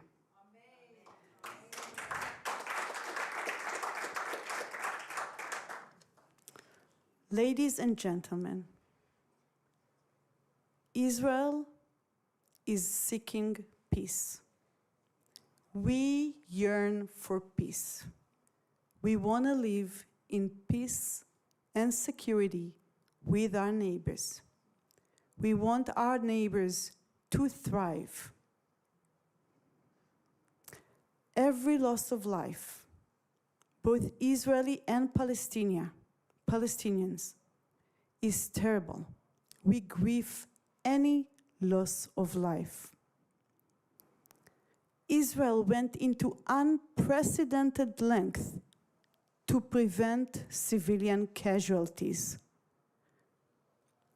We targeted terrorist sites with the greatest possible precision and accuracy. As you have heard this week, the IDF employed such tactics as roof knocking and calling Gazan civilians to give them advance warning to evacuate an area which before was decided as a terror target to be struck. The reason the IDF even has to engage in such precautions is that Hamas uses its own civilians as human shields. The people of Gaza are victims of Hamas. They are prisoners, and they are used mercilessly as human shields. Hamas has purposely embedded its headquarters, weapons caches, and rocket launchers deeply within its civilian areas, in schools, in hospitals, in homes, for years. This is a double war crime against both the Israeli population they are targeting as well as their own people. When there are civilian casualties, it is because they purposefully put their people, often children, in harm's way. Just this week, UNRWA admitted that they discovered a terror attack tunnel underneath one of their schools in the Gaza Strip. Ladies and gentlemen, nonetheless, many have criticized Israel. We saw it in many social media outlets as well as mainstream media. We see the mainstream media time and again playing into the hands of these vicious, murderous terrorist organization. They're promoting their false and deceptive narrative and propagating strong anti-Israel sentiments across the Western world. These actions directly correlate to the horrifyingly sharp increase in anti-Semitism that we have been witnessing, unfortunately, not only in Europe, but also in North America. Within living memory of the Holocaust, anti-Semitism has returned. Jewish communities around the world are under constant threat. Anti-Semitism has mutated into a new form of anti-Zionism. Ladies and gentlemen, this is an early warning sign of dangerous dysfunction within society and culture. The hate that begins here, the hate that begins with Jews, will never end with Jews. We have to fight it. Criticizing Israel without proportion and applying on it a special moral standard which is not applied on any other nation in the world is dangerous. It's dangerous to all democracies and to all those who seek democratic values. It serves to encourage and support the terrorists, which is detrimental to all those who want peace and a better future. Those who should be criticized are the perpetrators of double war crimes who are hiding behind civilians who are firing on civilians. Ladies and gentlemen, I say it with a very heavy heart. As in the same places in the Middle East where once Jewish communities existed and thrived, Christians are now refused their core basic rights. They are persecuted, murdered, abducted, living under terror and constant threat. We are very concerned about the deficit of religious freedom in our wider region. The historic Christian communities are in a process of severe contraction. At the beginning of the 20th century, Christians made up about 20% of the Middle Eastern population. Today, this number is somewhere between 3 to 5%. Can you imagine? Dear friends, Israel is the only democracy in the Middle East. I would like to repeat it. Israel is the only democracy in the Middle East. And it is fully committed to protecting freedom of religion and freedom of worship. For the first time in the land, Jews, Christians, and Muslims alike live their religious lives as they see fit. Israel is the only country in the region whose Christian community is growing and thriving. Thank you. Religious freedom is at the very heart of the Jewish tradition. Our founding patriarch, Abraham, departed Ur of the Chaldeans at the command of God, seeking to worship freely one God who was not an idol and who could not be seen, but was all-knowing and all-powerful, the source of truth, the good, and the creator of everything. From the ancient Israelites in Egypt, through the Maccabees, through the Great Revolt against the Roman Empire in 66 AD, the Spanish Inquisition, to the heroic struggle of Soviet Jews whose religion and identity were crushed under communism. The Jewish story is a quest for religious and spiritual freedom. For this reason, Israel, the state of the Jewish people, is particularly sensitive to the protection of religious worship for all religions in Israel, and for the advancement of this cause throughout the world. Israel is committed to peace. Our vision is to fulfill Isaiah's vision. They shall beat their swords into plowshares, and their spears into pruning hooks. Nation shall not lift up sword against nation, neither shall they learn war anymore. Unfortunately, there are nations like Iran who do not subscribe to this ideal of peace.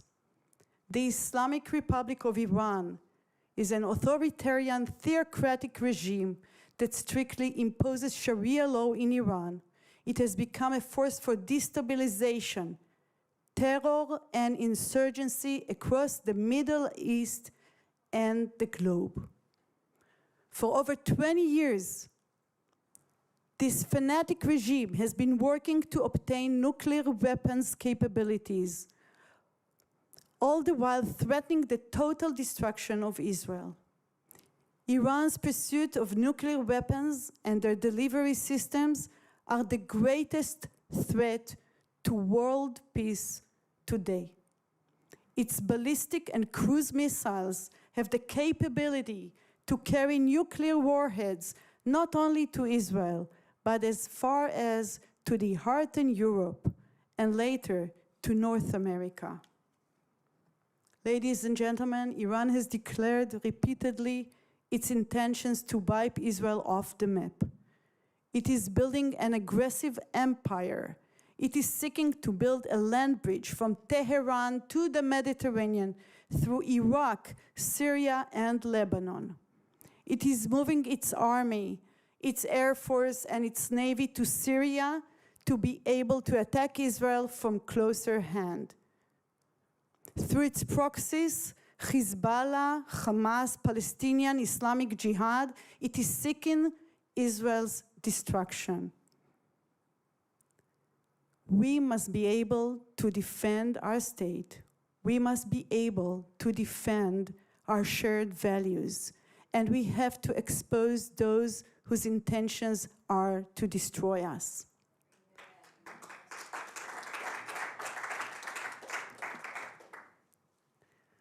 As we heard before, in Psalm 48, God commands to walk about Zion, go around her, consider well her ramparts, go through her citadels, that you may tell the next generation that this is God, our God. Dear friends, you have seen our towers, ramparts, and citadels. We are relying on you to carry the message to your own people and governments to stand with Israel.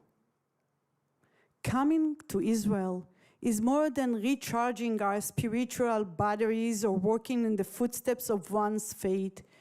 It is a form of worship that comes with responsibility. When we walk these streets, our feet are praying. Our biblical teachings are amplified here more than in any other place in the world. Dear friends, we ask you today to speak up for Israel. We must take action against the spread of fanaticism and radical ideologies. We must oppose evil. as Israel is in the forefront of the battle against Islamist extremism and radicalism, supporting Israel is supporting our shared Judeo-Christian values of mercy, of love, of peace, of stability and security. Distinguished guests, dear friends, we Israelis know that we do not stand alone in the fight against evil. We have friends of Zion like you, each and every one of you, like the thousands of people who have assisted the Jewish nation during the last few generations, sometimes at the price of risking their own lives and the lives of their families.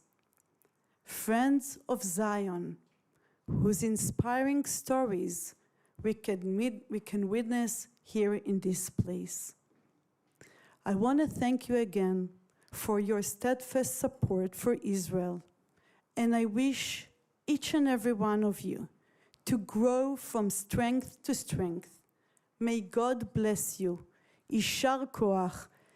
Thank you all, and we hope to see you next year in Jerusalem.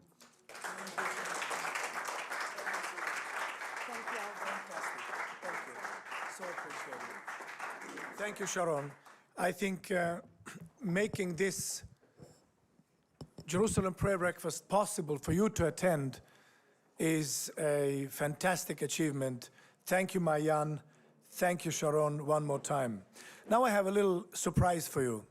I so much enjoyed Joel Rosenberg today, and I have a little extra here that, I mean, nobody can resist, because we have a moment to have a Q&A with a thriller speaker.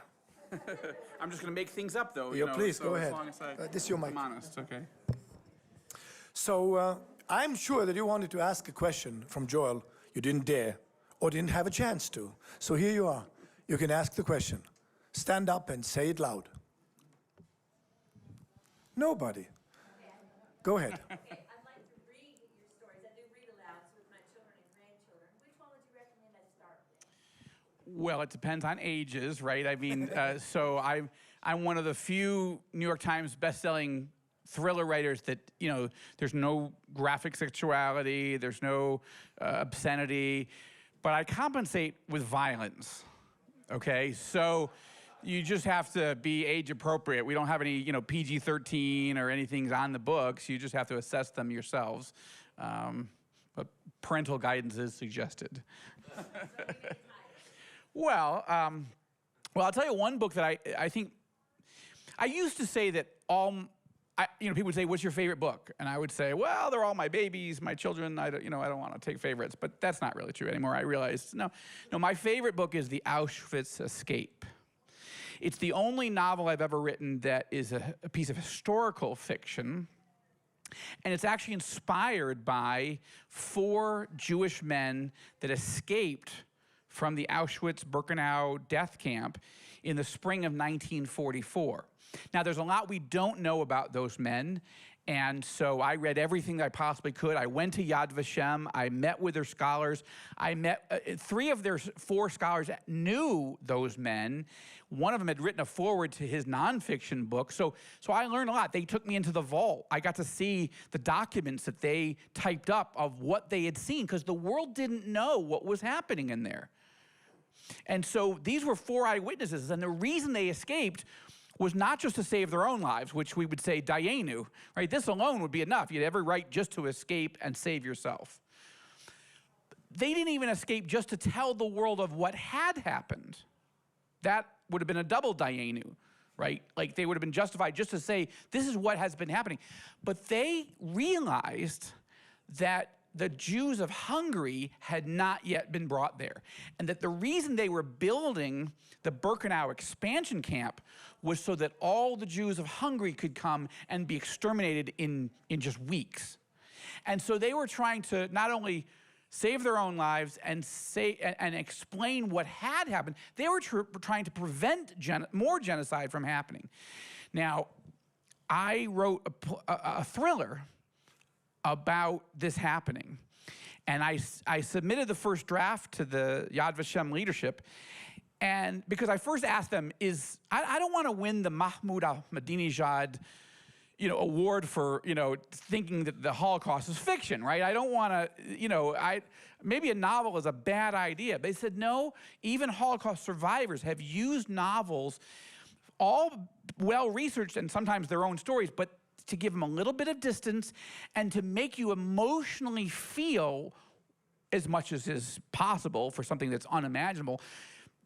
That's how people learn. That's how people connect. Reading, a nonfiction book, a documentary, it's important. But what we remember Schindler's List more than most of the books we've ever read about the Holocaust. Now, that was based on a true story, but it's dramatized, right? It's compressed so that you feel the emotion. And that's what I did with the Auschwitz escape. But they didn't like the first draft. Why? Because they said, you did all your research on the Jewish young man named Jacob, 17 years old, who's part of the resistance. He gets captured, sent to Auschwitz. Okay, he goes, that's a great storyline. You really nailed it. Aval, however, you have a pastor in this story, and these two escape together. He said, but your story, you're just making this up. You don't have any story. If you're going to write about the Holocaust, it has to be rooted in. So they said, go through our archives and find stories of Christians that were captured and sent to a concentration camp. And so I found the little town of Le Chambon-sur-Lignon. It's a little French town. I've been there now. I presented the copies of the books to the leadership of the town. That town, the entire town, and the pastors, the Protestant pastors that were the pastors of that little church, they were all given righteous Gentile status by the state of Israel and by the Republic of France.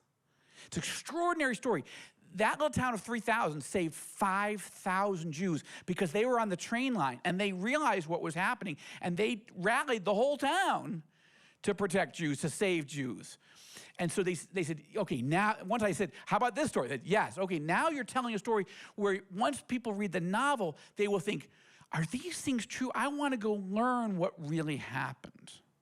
So the 4 men who really did escape from Auschwitz, they're in the story, but I have 2 other fictionalized characters. So I'm not fictionalizing the lives of the men that did it.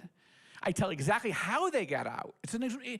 And right now we have a movie option on this, and we're developing this. We'll see.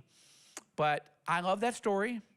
It's very graphic, but I've talked to parents who felt at whatever appropriate age for themselves and their kids. They said, this is the story that we have shown, we've let our kids read or we've read to them and walked them through it. And this is because Schindler's List is 30 years old.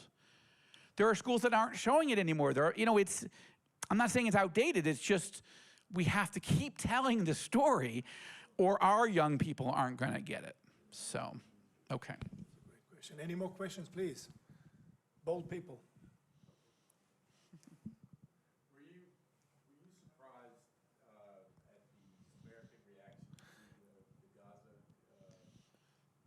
The question is, were you surprised by the American reaction to the Gaza operation? So break that out from the administration, from the media, from the church. Right, from the media, and then what is the response? What should the church be Okay. saying? He's raising specifically the question of how did the media handle the war. I'm schizophrenic in my answer to the media part first, then we'll talk about the church. Because on the one hand, I just find myself stunned all over again. Like, you've got to be kidding me. I mentioned at the Knesset yesterday, I think and I'm trying to narrow down just the 10 worst examples of the media bias in that war. But, I've got more to choose from. So I haven't written the story for All Israel News yet. But maybe next week I'll just try to pick 10 and just go with it, right? But maybe the number one worst one was the Washington Post op-ed that said that, yes, the Iron Dome is allowing Israelis to protect themselves, but thus it is enabling the Israeli government to be more violent and more aggressive because there's no consequences. This is freaking anti-Semitism in the worst case. Now you're not even allowed to defend yourself without being guilty? This stuff is insane. So at one level, this is why we started this site. So this is why we're doing this. This is why you gathered, not just because you love Israel, but because you see Israel under attack everywhere. It's not just the rockets. The rockets have stopped. The lies have not stopped flying. And this is what Sharon Regev is talking about. And she's saying, like most Israeli leaders, we need your help. We are a small nation and a small people. Some of us are very small, but the Christian world of 600 million evangelicals, or even just in the United States, 60 million, or just the Christians United for Israel with John Hagee, who's landing as we speak, 10 million? Like, that's, John Hagee has as many people in that organization as the entire country of Israel. So, of course, we need to educate and mobilize, and that's what we're doing. So I am both not surprised, because this is what I've grown up with. I'm 54. I was born 2 months before the Six-Day War, and this is everything I've known all the way. And yet I find myself just continually horrified. Like, this can't be. They can't actually be saying this. Now the church is more painful. Because you have to remember, you all are in the minority of the evangelical movement worldwide, of the Christian movement. Let's say, I think, we've also done a lot of extensive polling on evangelical views. And I won't get into all those details right now, but one of the nonprofits I founded is called the Joshua Fund, and we help fund things to help educate Christians. We do humanitarian relief and strengthening pastors and churches and so forth. But in this area, for the education side, we did fund a massive benchmark survey in the late 2017. We released it at the National Press Club. And this is a precursor to what Luke was just sharing on the more recent data. But we did a much larger survey. Why? So we could compare what young people think, important, but we wanted to literally compare apples to apples to what their parents think and what their grandparents think. And so what I'm saying is, the church, the American evangelical church, overwhelmingly loves Israel. The evangelicals. But if you look at Christendom, the pro-Israel, the love for Israel component is actually the minority. And this is a problem. I was actually going to mention it, but I was running out of time, and I didn't want Albert to come and, pull me off the stage, and there's other important people speaking, But, for example, the Roman Catholic Church, historically, our team, the Jewish team, has had a problem with the supersessionism and so forth. But there has been great progress, okay? Particularly on the issues of anti-Semitism, right, of Christ-killer language, right? That they have course-corrected. And again, where somebody does something right, we need to encourage it. And I think what we need to do is we need to reach out more, in fact, including Jerusalem Prayer Breakfast, Christian Media Summit. We need to reach out more to the Vatican specifically, but Roman Catholic Church leaders around the world, because we can also get ourselves in a bubble. The Roman Catholics, that's a much larger movement than evangelicals. And there's progress, not enough. But again, you make common cause. You don't have to, okay, we're not going to agree on the theology of Mary, okay, or other issues. Okay, we got multiple things we got to work with. But when we're dealing specifically with this, we don't want to lead. Look, let me put it this way. If I'm willing to go build friendships with Arab Muslim leaders, I think that my Roman Catholic brothers and sisters are people I ought to be building relationships with too. I haven't done it yet. I need to. That's on me. So, but I would encourage all of us to think, what more can we do? Maybe our friends in Italy can be helpful on that front. And then there are other, swaths. I'll give you one more example. This was very interesting to me. So much of Reformed theology, Protestant Reformed theology, right, in the United States or around the world, does not focus on Israel, right? And within some sectors, it is supersessionism, but others it's just light. They don't talk about it. That means their young people aren't understanding the whole counsel of God from Genesis to Revelation, right? If you just teach in your church creation, fall, redemption, and return, well, that's all true. You just knocked out all of Abraham, Isaac, Jacob, and Israel's story. So it's not that you would be a bad evangelical, but you wouldn't understand God's heart, plan, purpose for Israel, not just for Israel and the Jews, but Paul keeps talking about look to Israel as a model. Sometimes for what we shouldn't do, but sometimes for what we should. I mean, so there's no richness there. That's what our young people are missing. They're missing the actual biblical narrative from the beginning to the end. So if you don't have it, you can't act on it. So all that to say, again, I realize I keep praying, Lord, would you open doors for me to go meet with MBS, MBZ, CC, King Abdullah? And God, you're answering those prayers. How come I'm not asking to go meet John Piper? So I started praying. I'd like to meet John Piper. And I love John Piper's teaching, but in the area of Israel, he doesn't see it. But should I be mad at him, attack him, or should I go visit him? So I got invited. So what did I do? I actually invited him to come to Egypt with me. I thought, let's not start with Israel. Let's start with the neighbors. John Piper, come with me to Egypt. We're going to go meet President Sisi. We're going to meet the church leaders in Egypt. Unfortunately, he couldn't come, but he asked, could the president and vice president of my Bible college and seminary, could they come instead? Absolutely. We had an amazing time in Egypt. And then we had such a good time that these two gentlemen said, would you like to come and teach for a few days at the school? Yes, I would. Okay. So I went and we had dinner. And I don't want to go on and on, but I want to say we had a lovely dinner with the senior leadership of Bethlehem College and Seminary, including John and Noel Piper. And I have tremendous respect for them and have learned so much from them. Okay, there's some areas I disagree. But mostly he doesn't talk about it, so I guess I'd prefer people I don't agree with to not talk about it than to teach things that are wrong. But we had an amazing conversation. And just to wrap that up, it's an ongoing discussion with him, with his team. Look, we can't write off swaths of Christendom because they don't see it the way we do. And I said to him specifically this, but I say it to us, to me, I say it. Romans chapter 10, what does Paul say about people who don't yet know Jesus as the Messiah? He says, how will they believe if they haven't heard? How will they hear if nobody tells them?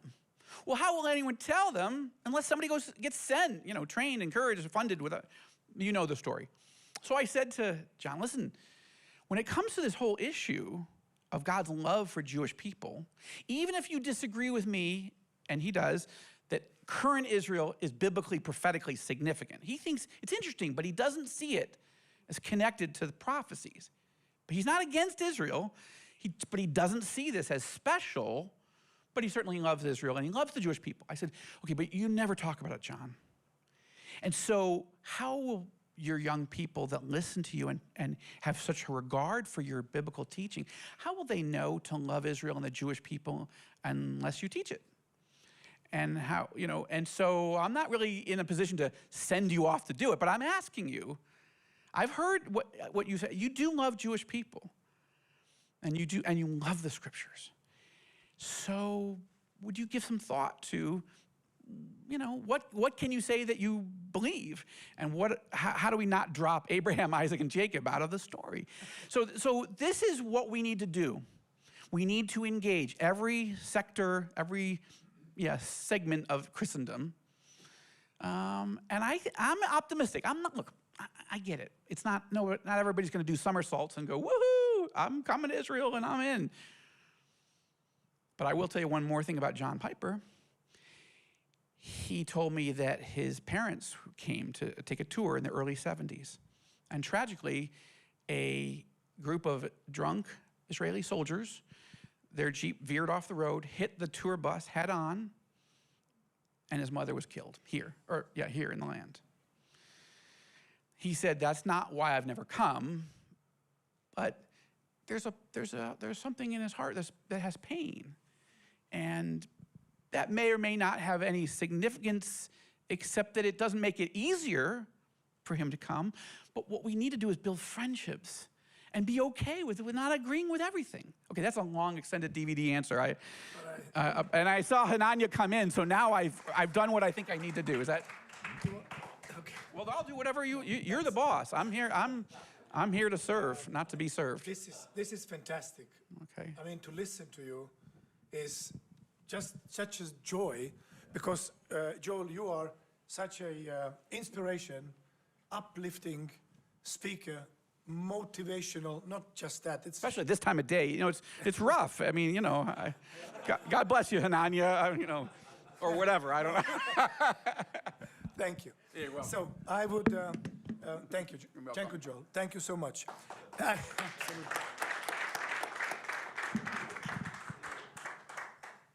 Hananya, may I ask you to come to the stage? Hananya is a very unusual young man.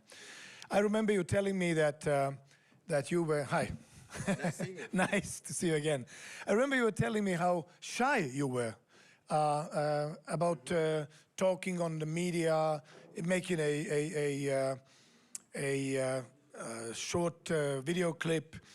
And then comes the Gaza war, and you are there in the uniform, and you start to post clips on the YouTube. What made you do this? True. Well, does this thing work? Yeah, I think so. Yeah. Well, that's awesome. Well, first of all, it's awesome to be here and to listen to what Joel had said. And yeah, before we begin to talk about that, I just have to say that, while coming here, there was something burning inside of my Israeli heart that I just had to say. And it's that nothing, and I repeat this, nothing will ever break the alliance between the Jews and the Christians.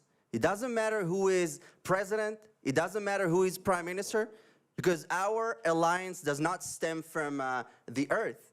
We pray to the same God, the God of Israel, the God that sees everything, the God that controls everything, but most importantly, He loves both of us. And I think that that's just amazing to be able to, be here with Christian brothers and sisters.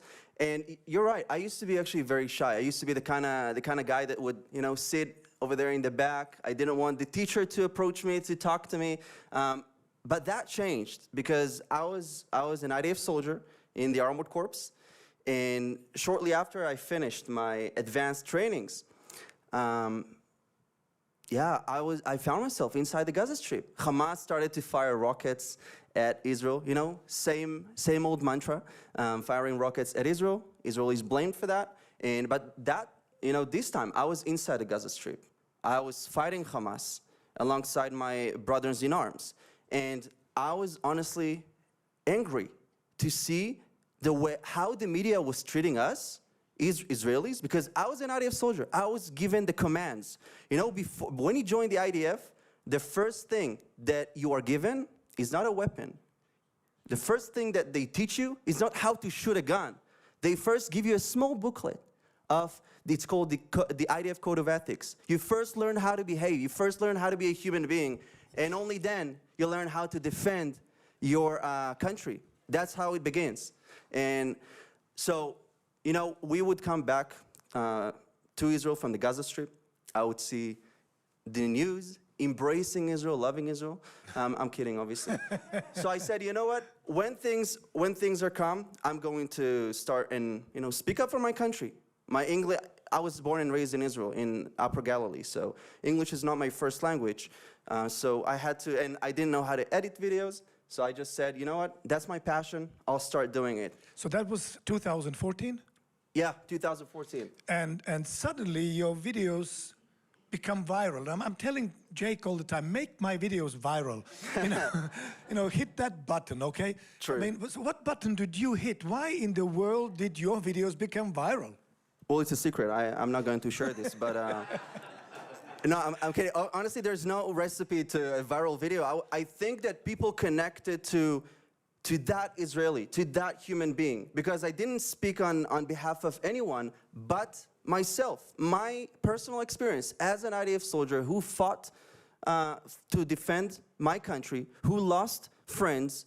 And obviously, there's one important thing to say. No soldier enjoys being over there.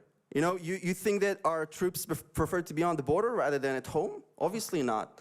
But it's just shameful that Israel always needs to defend itself not only physically against terror groups, but also on media outlets. And I think that that's something, you're talking about viral videos. The videos that I made was not apologizing. I don't need to apologize for defending my country. That's absurd. Why do Israel needs to apologize for defending itself, And so, I mean, I know that we have Indonesian friends online and people from Australia and Malaysia, and I hope soon the Americans will wake up and they will see what we are talking here about. But suddenly your videos are reaching everywhere, and in my opinion, most importantly, even the Prime Minister's office. True. So how did that happen? Well, I had this dream years ago. I think it was right when I finished my military service, to make a video with the Prime Minister, because he was the ambassador to the UN. So in my opinion, I learned a lot from him, how to defend Israel, and it was my dream.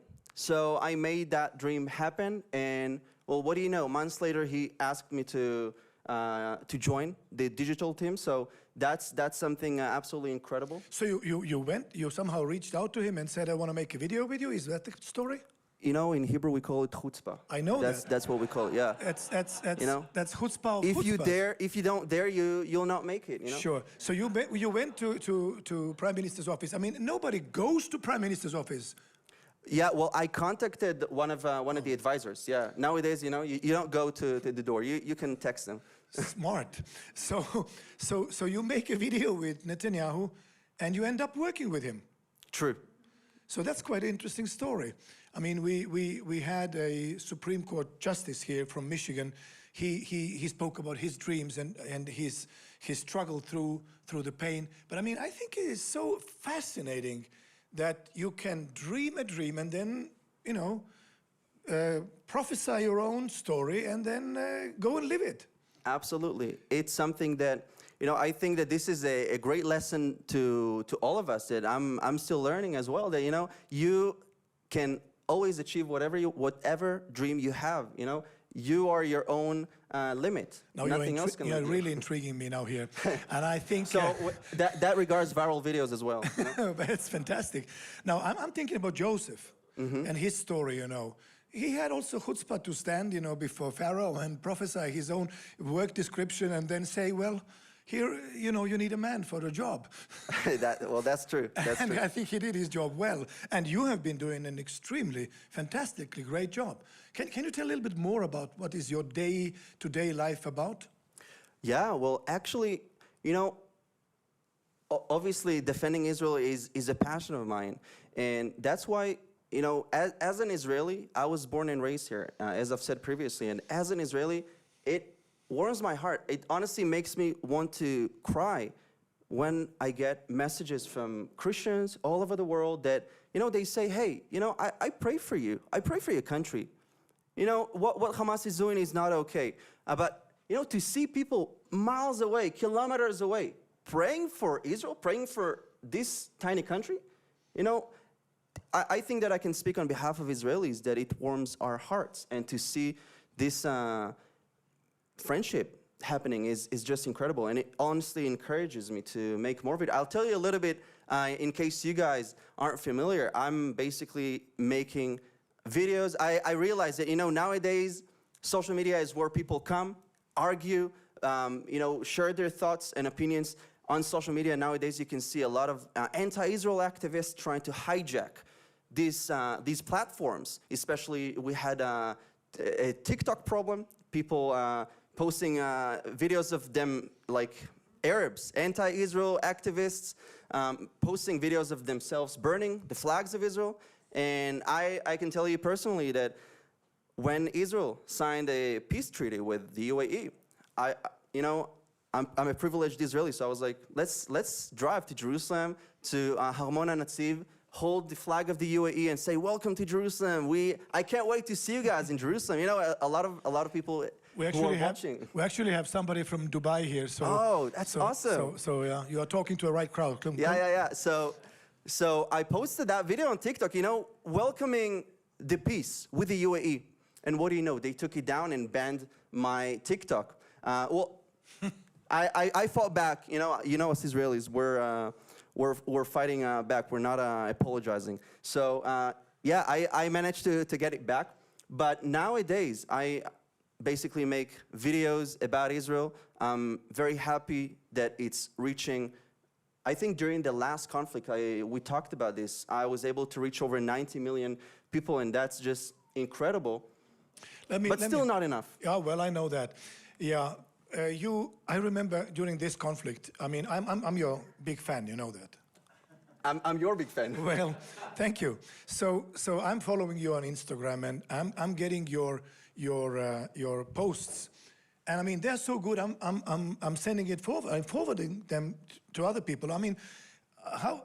Maybe I'm not so effective in this. Maybe I should do something much better. But again, I think that your greatest advantage is that you are a step ahead of media, a step ahead even of events. I like it. Well, I try to keep it that way. I try to keep it that way. But honestly, it's something that's incredible because I always say this. Yes, I am biased because I'm an Israeli. Back in 1939, and even before that, they used to say, Jews, go back to Palestine, leave Europe. We did that. We came back home. But nowadays, they say, Jews, leave Palestine, go back to where you came from. Well, you know what? We don't have another place. If my land is burning, I'm going to defend it because I have nowhere else to go. We are back home, and we're not going anywhere. And, we're talking about speaking up for Israel, but it's really you. You guys are the real ambassadors of Israel wherever you go. And it's not ambassador of Israel. It's not representing Israel. It's simply representing the truth. Because, guys, by defending Israel, you defend and secure your future. Because I've said it previously that, these terrorists are knocking on our borders. But if we don't stop them, you think that they'll stop here? Obviously not.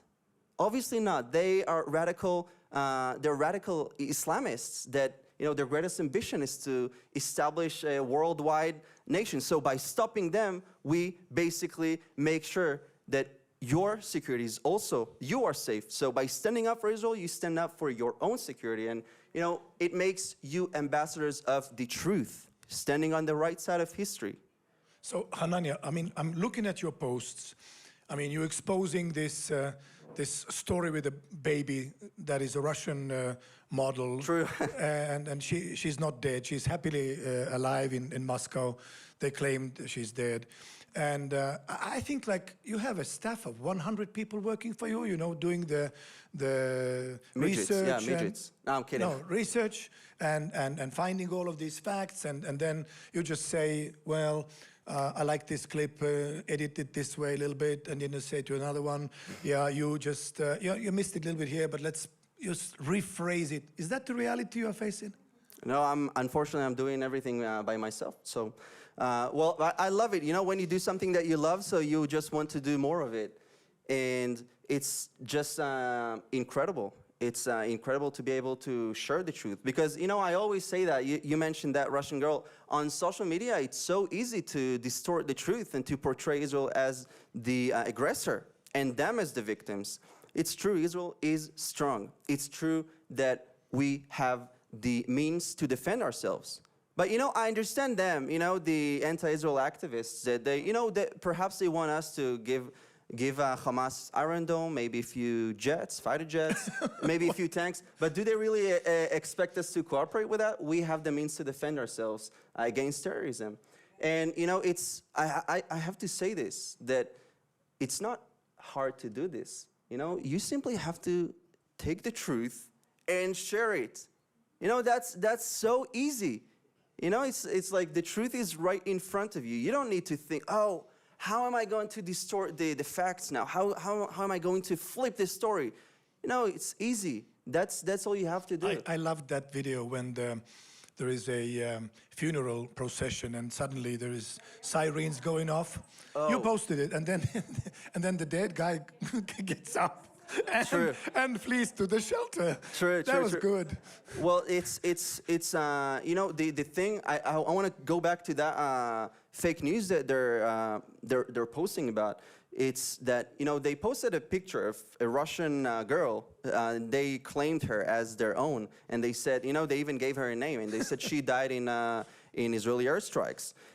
And well, what do you know? She is alive and in Russia. She was a Russian child model. So, you know, you have all these kinds of fake news that you have to deal with. And, you know, I want to say that it breaks my heart as well when I see Palestinian civilians dying. You know, does the world think that we're happy about it? Of course not. It breaks my heart because I don't want them to suffer. They're not suffering because of us. They're suffering because of Hamas. They're suffering under a dictatorship. And, you know, you can guess yourselves what's going to happen to a Palestinian in Gaza that will stand up to Hamas. You know, I'm telling you, they will not live much longer if they do that. Well, another thing that I love about you is that you have such a great heart and ability in dealing with, like, vicious haters. I mean, you get so much hateful, you know, responses, and you just, you know, smile and you say, well, we actually love you, Iranians, and what can we do to help you? Well, Iranian people are amazing people. That's number one. You know, you have to distinguish between the Islamic regime and the Iranian people. But, you know, with that hatred that I'm getting, it simply motivates me more. You know, because I'm saying, you know, I'm reaching the same exact people. Obviously, it's good to strengthen our allies and our friends. But, you know, when I get hate, I'm like, right on. You know, bring some more, because it motivates me to do even a greater job at this, because I want them to know that I don't hate them. I want them to know that I do want peace. And I can actually tell you that I once got a message, you know, but it's between us. I once got a message from an Egyptian student. He told me that he wanted to come to Israel via Jordan and stab Jews. You know, I was like, okay, let's continue and read the message, hoping that it's a positive one. And he continues and he writes me that he bumped onto one of the videos that I made on social media, and it changed his opinion. He wrote me word by word, his words. I thought that Israelis are monsters, but I see that you are not the monsters I thought you were. And I think that this tells you the impact that you can do. It's not me, it's us together. As you know, we're stronger when we are together. And it just tells you that a lot of people in the Middle East don't know what's happening in Israel. They don't know what's happening. Who are the Israelis? I got a message from someone from the Emirates that, you know, they said, thank you for explaining what's happening on Temple Mount, because I thought that it's the Israeli police that's, you know, simply storming into Al-Aqsa Mosque, you know, for fun. You know, so you really need to put the truth and the facts out there. It's not that hard. Well, you really do it well. And again, how can well, there's another thing I was thinking about. You mentioned a video you made about the Temple Mount. How many likes did you get? How many people watched it? I think on Instagram over 3 million, but maybe in total 5. 5 million. But then was somebody else who like made a response to that, or how was the story? They did. Well, I basically, you guys heard about what's happening on Temple Mount. These clashes between the police and Palestinians, Palestinian radicals. And so I decided to make a video about that, to explain the world that, hey, our police is not storming mosques for fun. Our police is storming into the mosque. And, I'm saying that after I spoke with friends who were on the Temple Mount during that time. And they said, Hananya, we don't storm into the mosque unless we have to, unless there is no other option. And, these radicals, I basically made that video. I was saying that, you have these radicals that throw stones at our police. Then they run to hide inside Al-Aqsa Mosque. So you're basically committing 2 crimes. You're desecrating a holy site, because it's a holy site to the Jews, to Christians, and to Muslims. And you're basically desecrating your own mosque. And secondly, you're committing a crime by, attacking the police. So what do you expect? That you could hide there from the police? So I explained that in the video. And, someone else made a response to that video saying, don't let this guy fool you. Yes, we store stones in Al-Aqsa Mosque. Yes, we do that. But you have guns, you have this and that. There's an ongoing war right now. It's not on the Gaza border. It's on your phones. All you have to do is just open the app, and it's over there. So, that's why I'm always saying that we need to be united. Jews, Christians, Muslims. Because after all, we are human beings, and supporting Israel is supporting our security. And that's why it's very important. So how can people follow you? What is the best way? I mean, you mentioned Instagram. How do they go? Hananya, and then they find you? Hananya Naftali? Yeah, I wasn't that original, so, I went by my name. It's Hananya Naftali. Yeah, on Instagram, it's Age Naftali. So, yeah, that's how I basically do it. Most of it's on Instagram or any other? I try to be everywhere. YouTube, Facebook, Twitter, because I think that since we are at war, at constant war, unfortunately, then, you have to really fight. I fought Hamas in Gaza. Now I fight the lies on the media, on social media. And it's very much vital. Right. I mean, we need somebody who is really able to intercept, like Iron Dome intercepts. It's like, True. like videos, intercepting videos, or whatever you call it. So I think you should have a master class or something, how to create those videos.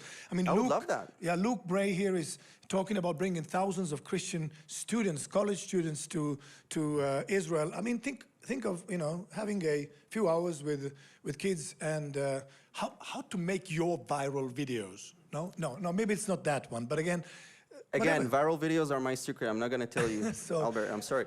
I know. But no, I actually think that this is very, very vital. And I spoke with my friend Joel, who was here before. I spoke with him a while ago, and we talked about the importance of this alliance, because nowadays you have these millennials in the U.S., in Europe. They don't know what's going on. When I was in Europe. A friend of mine, I was in Germany, and a friend of mine was telling me, our generation starts to not care that much about Israel. They're saying, like the millennials are saying, well, he's supporting Israel for the old ones. We're the new generation. Well, I'm part of the new generation, and I'm telling you that it's so important to support Israel, and that's why I really think that it would be a great idea to encourage more Christians around the world to do the same. Hananya, thank you so much for coming today, sharing. Thank you. And thank you. I want you to do another thing. Please tell our Prime Minister that we've been praying for him here in the Knesset, here while in the Friends of Zion Museum, and that we are very proud of how he has led Israel into a great success. Is a great leader. So thank you so much for serving our country, serving our Prime Minister, and may God bless you. God bless you. Thank you so much. Our next speaker is a fantastic expert concerning the Middle East. Should I switch here? And Dr. Nir Boms was with us here last year and spoke about the new Middle East emerging, speaking about the changes that are taking place around us. Today, his theme is Finding Abraham Again, a context to the deal of the century. Nir, you are always an exciting speaker. Thank you for coming. Thank you for joining us. And please, the stage is yours. Thank you very, very much. Hello to everyone joining here and elsewhere. Can I get my PowerPoint on, if you can? Friends, about 11 years ago, almost to the day, I find myself in Egypt. Sitting in Cairo, this is the beginning of what is about to be the Arab Spring. And a bunch of us are sitting in a cafe. And we have one of those conversations. What will happen now? Can the Middle East change? Will we find Abraham? And as we're having this conversation that lasts for a while, we hear an interesting exchange taking place on the table right next to us. There is a gentleman there. He's calling the waiter and says, "Asmah ya habibi, excuse me, my friend. You know, it's summer, it's very, very hot. Can you turn the air conditioner on?" "Wallah ya habibi, fish mushkila." The waiter tells him with a very famous Egyptian smile, "Not a problem, we'll turn the air conditioner on for you." We continue the dialogue for another few minutes. And then we hear something interesting. He calls the waiter again and says, "Excuse me, I hate to bother you again. It's getting too cold. Can you turn the air conditioner off?" And he says, "Wallah habibi, fish mushkila," the same smile. We continue with our conversation, but 10 minutes later, the same thing happens again. He calls the waiter, "Can you turn the air conditioner on?" And 10 minutes later, he calls him again, "Can you turn the air conditioner off?" Until next time the waiter comes to us, we tell him, "Wallah habibi, should we say something to this gentleman over there? Obviously, he's driving you crazy." And the waiter gives us the same very nice smile, "Fish mushkila, not a problem. Why do you think he's driving me crazy?" Because we tell them, "How can you turn on and off the air conditioner every 10 minutes? And he tells us, "I don't think you understand. We don't even have air conditioning here." Soon thereafter, the Arab Spring begins. And I get myself reminded of this story. Why? Because it teaches something very interesting. What you see is not always what you get, certainly when it comes to the Middle East. And in the Middle East, the power of perception sometimes is greater than the power of the truth. We just heard Hananya, we just heard, so many things in the last year. So many of us are speaking about fake news and what's happening over there.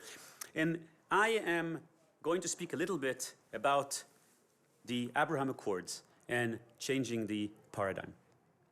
Look, my friends, we have two conflicts in the Middle East. There is one that we speak a lot about, the Israeli-Palestinian conflict. But if we are going a little bit further away, we also see something that's called the Israeli-Arab conflict. These are related. I think for too many years, many people thought they're almost the same, but they're not. We are somewhat stuck with the Palestinian file. We're not going to spend a lot of time about that. But something had happened here. And it didn't happen just with the Abraham Accords. It started with this air-conditioned story in Egypt. It started in the last 10 years. And what had happened here is a realization of what is happening here. If you're now sitting in Dubai, if you're now sitting in the Gulf, and you're observing what is happening around you, my friends, Beirut is on fire. Baghdad is attacked by missiles from Iran. Cairo is hungry. Damascus is occupied again by the Iranians. And if you're sitting there in the Gulf, you're looking at all of this and says, "Look, I've seen the fire, I've seen the storm. The last thing I want is for this to come my way. I need to change the discourse. I need to reorient." What I want to argue with you today is that the Abraham Accords and what is happening is something broader than just another normalization piece between Israel and the Middle East.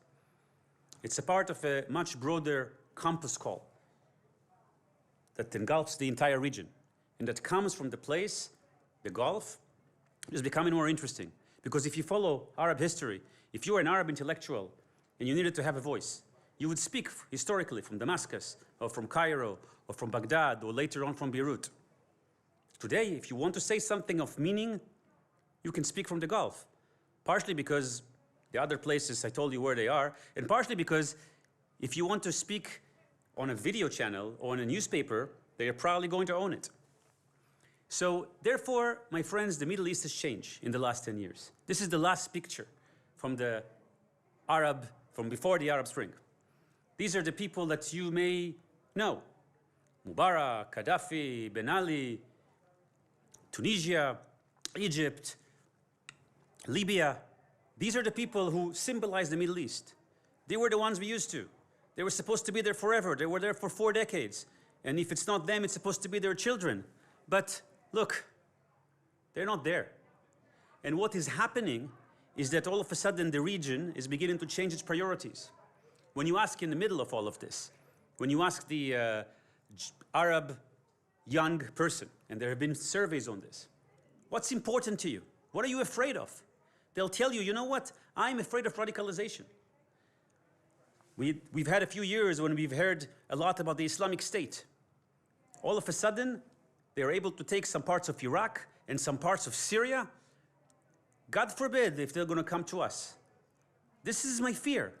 So I'm worried about the radicalization. I'm worried about Islamic extremism.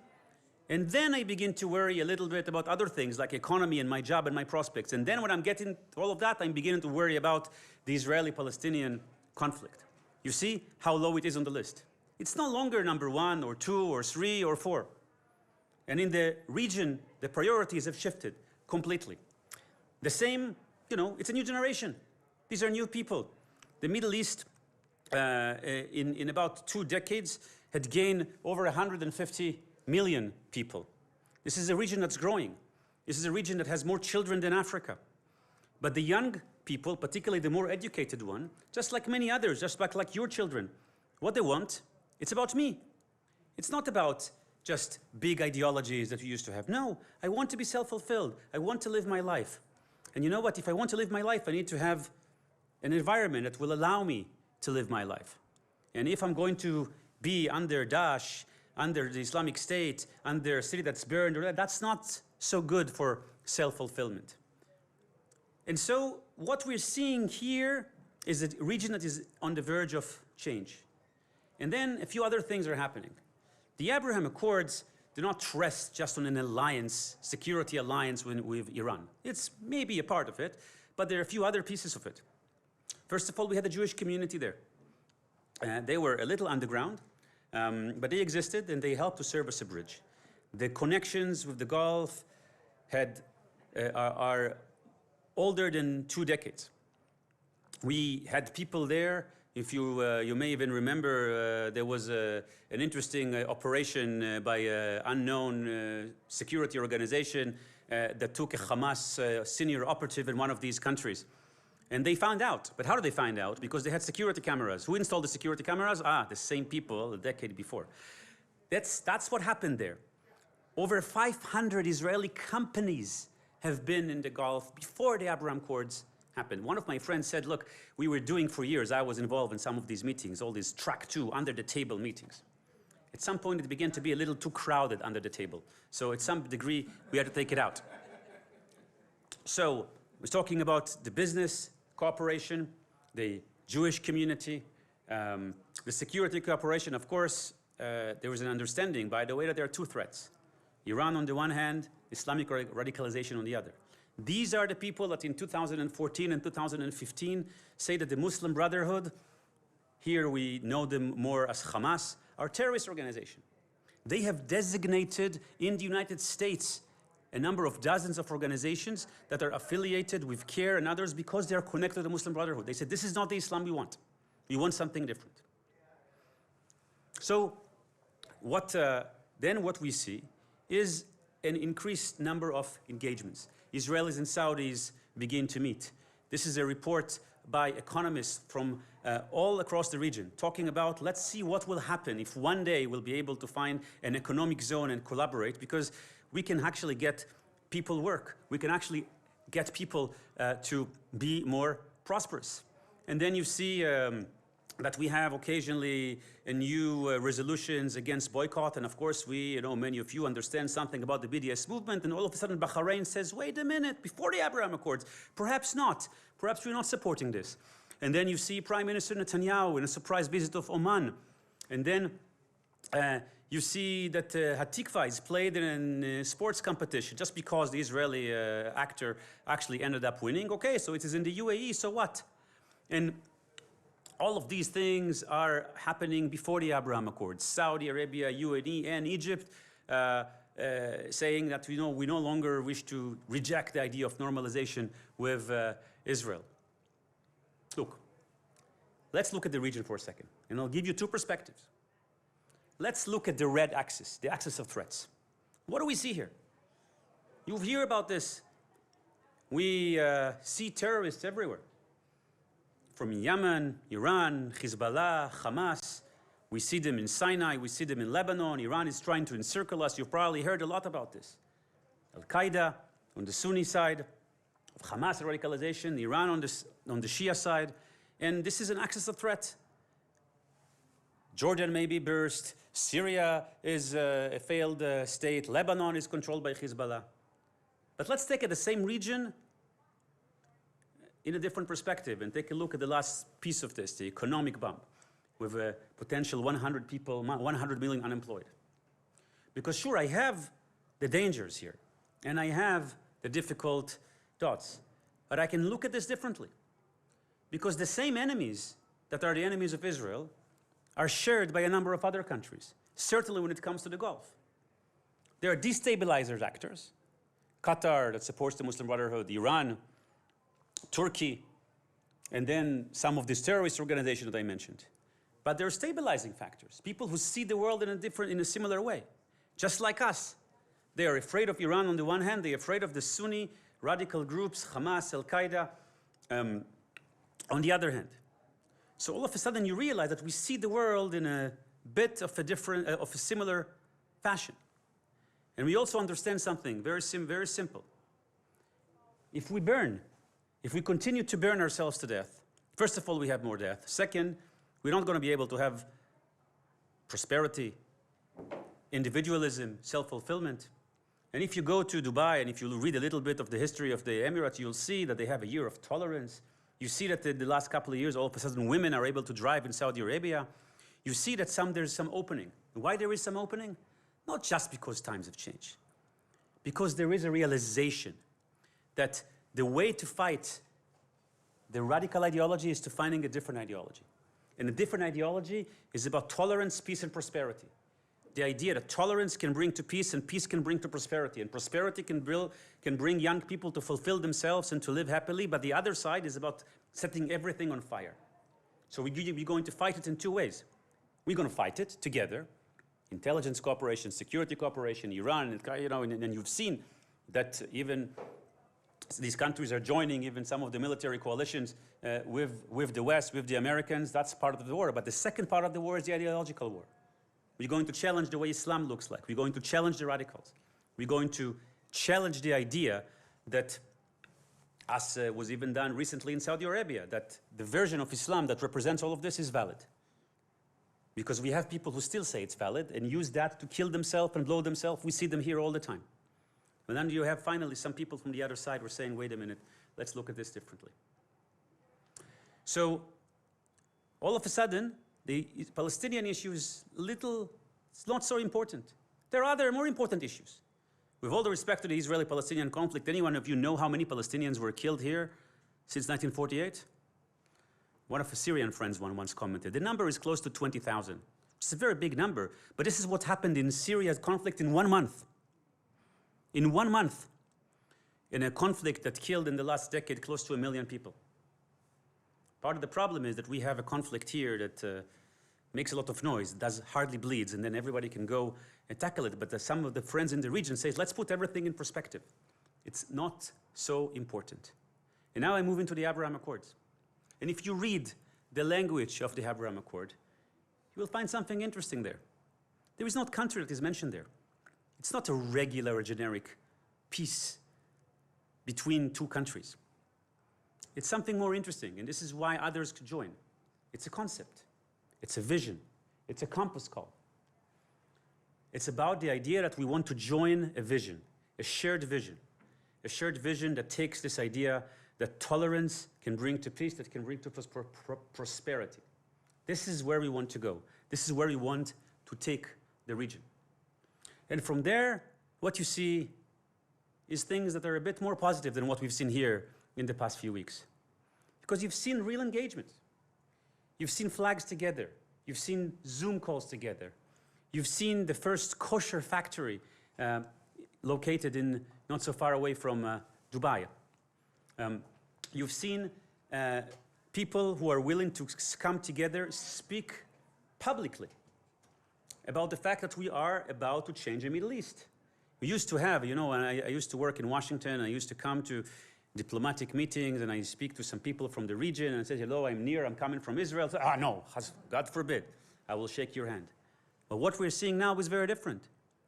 I'm almost every day, I got my phone call is 971, 972, 973, Bahrain, Israel, and the United Arab Emirates. Calls from Oman, calls from here, calls from there. Why? Because they are willing to do this publicly, and they're willing to do it with people to people. The first time, when I was there, just a couple of months ago, a Holocaust exhibit in the United Arab Emirates. A beautiful one. And it was amazing to be there for the Holocaust Memorial Day of the Israeli one when it was inaugurated. And also, all of a sudden, the Jewish community is able to move from under the table to over the table. And you know what? They didn't know what's coming. All of a sudden, in 1 month, 75,000 Israeli tourists came to visit them. How many Shabbat dinners you need to have for all of that? But that's another very interesting thing. And I'll share with you a moment, if you can play that little film.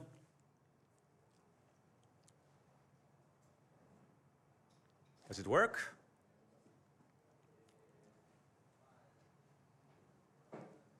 Well, if it doesn't work, this is as they were trying to fix it over there on that side. This is just a film of one of the very first planes that have landed here. So many heart-warm moments that have taken place. If it's not working, just move to the next one. And look, we have just been through a difficult time. I know you've heard probably a lot about what had happened here in the last few weeks, and these are some of the pictures that has to do with perhaps the very first test of the Abrahamic Accords. Because if you remember, when it all started, part of the deal was we are, for the Emiratis have said, and the others said, look, we are trying to do this because we believe it's going to be better for the region. It's also going to be better for the Palestinians. We will be able to bring some degree of stability. Annexation was put off the table, and all of a sudden, the country is in flames. Gaza, Hamas shooting, the entire Arab world is full with all those very, very horrible pictures. And some people have told me, okay, Nir, what's going to happen with the Abrahamic Accords? Is this going to survive it? If you see on the left part of the picture, there is a pilot, a very famous pilot, a hero. That's an Emirati hero, and she was attacked. Why? Because they told her, you participated in the Hamas bombing, free of the IDF around Gaza. Of course, got nothing to do with it, but this is part of what was done. They were under attack. You know what? We were in daily contact. In daily contact with WhatsApp groups, with briefings. People were trying to understand what is going on here. It was not an easy time. But last week, they just opened a new embassy here. The flag was there. On Sunday, I'm going to host another delegation that is coming from there. We have launched a number of other projects since then. Why? Because what I've told you so far potentially had passed the test. Because it's not about the Palestinians. And also more so, because there's also an understanding and that what we are seeing here and what Hamas was involved with, Hamas, a part of the Muslim Brotherhood, is not the line that we want to back up or promote. This is not the line that promotes radicalization. This is not the line that promotes people shooting missiles at civilians. This is the line that promotes peace and tolerance. So therefore, you see that the embassy is opened, and really, this is one of my favorite pictures. Yes, my friends, this is an old picture, because what I'm arguing with you is that what we're seeing here is a new Middle East.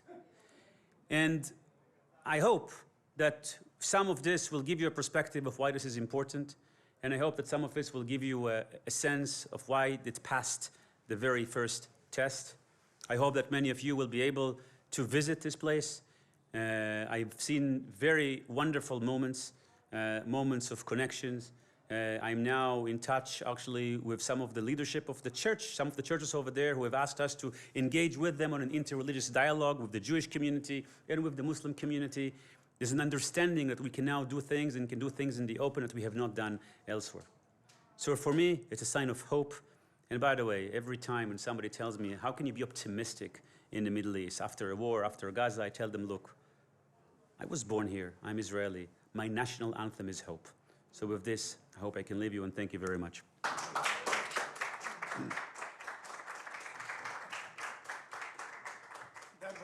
That was an excellent line in the ending. Our anthem is actually hope.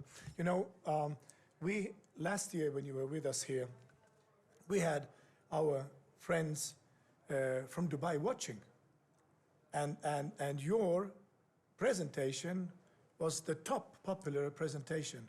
And we have actually a few friends from Dubai here today, Desmond and Rob and others.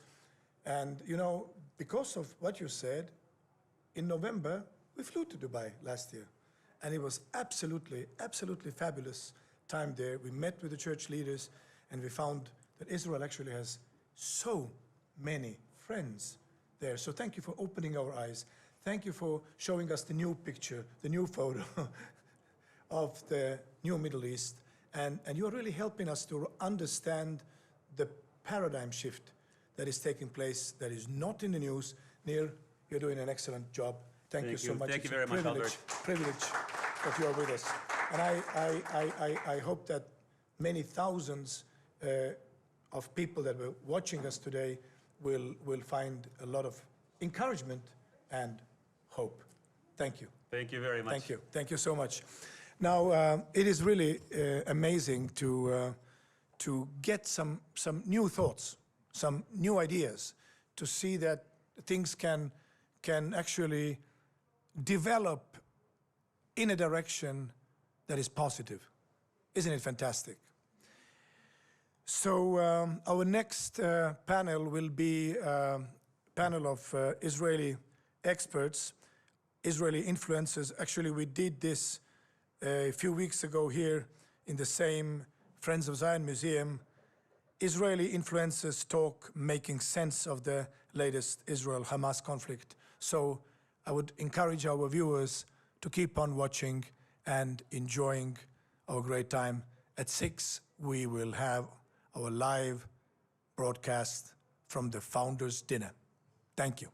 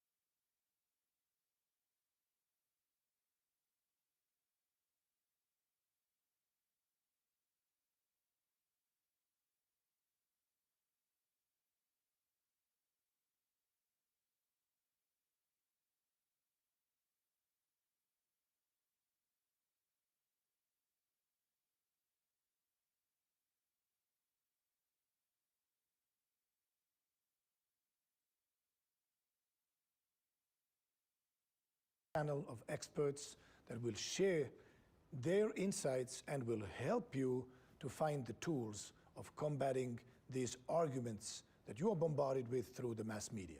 So what made Israel to respond really with the counterattacks? Well, it's not counterattacks, it's an act of self-defense. You have to understand, we're talking about a vicious, murderous terror organization. This is like the Palestinian ISIS. They are a destabilizing factor in this region. Don't forget, Albert, we were enjoying the winds of change and hope in the Middle East after the Abrahamic Accord. And as Chaim said, internal political Palestinian issues, the Hamas desire to take control over the Palestinian agenda and to weaken the Palestinian Authority, the Fatah movement. This is what caused this entire campaign, the loss of lives, etc., the destruction that we have witnessed to both sides. Now, we have suffered more than 4,000 rockets that were fired at us from within civilian centers in the Gaza Strip, okay? The Hamas is using their own population as human shields. This is a war crime. They are the worst enemies of their own population. And then, second thing, they are launching these rockets towards most populated civilian centers in Israel. And their desire is to cause as many Israelis killed as possible and to injure as many Israelis. And by the way, regardless of their nationality, color, race, whatever, we had Muslim Arabs killed, we had workers from India killed during this campaign. They shoot at us indiscriminately. Can you imagine? Israel is a relatively small country. It is more or less the size of New Jersey. More than 4,000 rockets fired at us indiscriminately. What country would have endured such a thing? So we had to protect ourselves, and we had to protect our civilians, and we had to make sure that this terrorist infrastructure is being destroyed. Okay, so I think one has to say that really Israel tried to do the most measured and accurate military campaign possible. We really targeted only military targets, all their terror infrastructure, their tunnels of terror that were about to be used in order to kidnap Israelis and to launch terror attacks, the launchers of all these rockets, the manufacturing sites, and so on and so forth. Again, when you look at the situation, it is so painful because they are using the Palestinians themselves as their guardians, as their human shields, and they fire at us from hospitals, from mosques, from kindergartens. They really have no mercy, no emotions to their own population, and they are trying to kill as many Israelis as possible.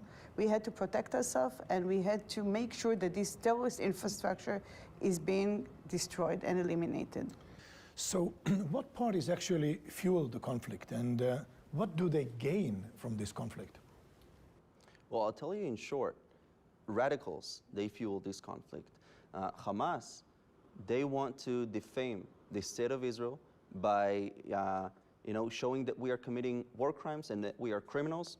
They used an excuse to launch these rockets at Israeli civilians. They said that Israeli police is breaking into Al-Aqsa Mosque, and they showed terrifying visuals. And when you see that on the media, they basically leave you one option to say what in the world is the Israeli police is doing over there. But the truth is that these radicals were actually throwing rocks at Israeli police. They were launching, firing fireworks at our police. And then they run to hide inside the Al-Aqsa Mosque. And, you have to ask yourself this one important question.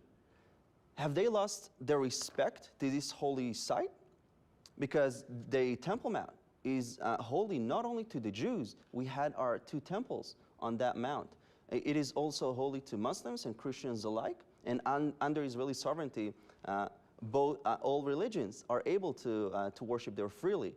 So by throwing rocks at that site, they basically show that they have no respect to their own mosque as well. And I can tell you another thing. What do they gain from that? Hamas wants to defame Israel, as I've said earlier. They use their very, I would say, good propaganda machine, because the media is falling for that. I was an IDF soldier.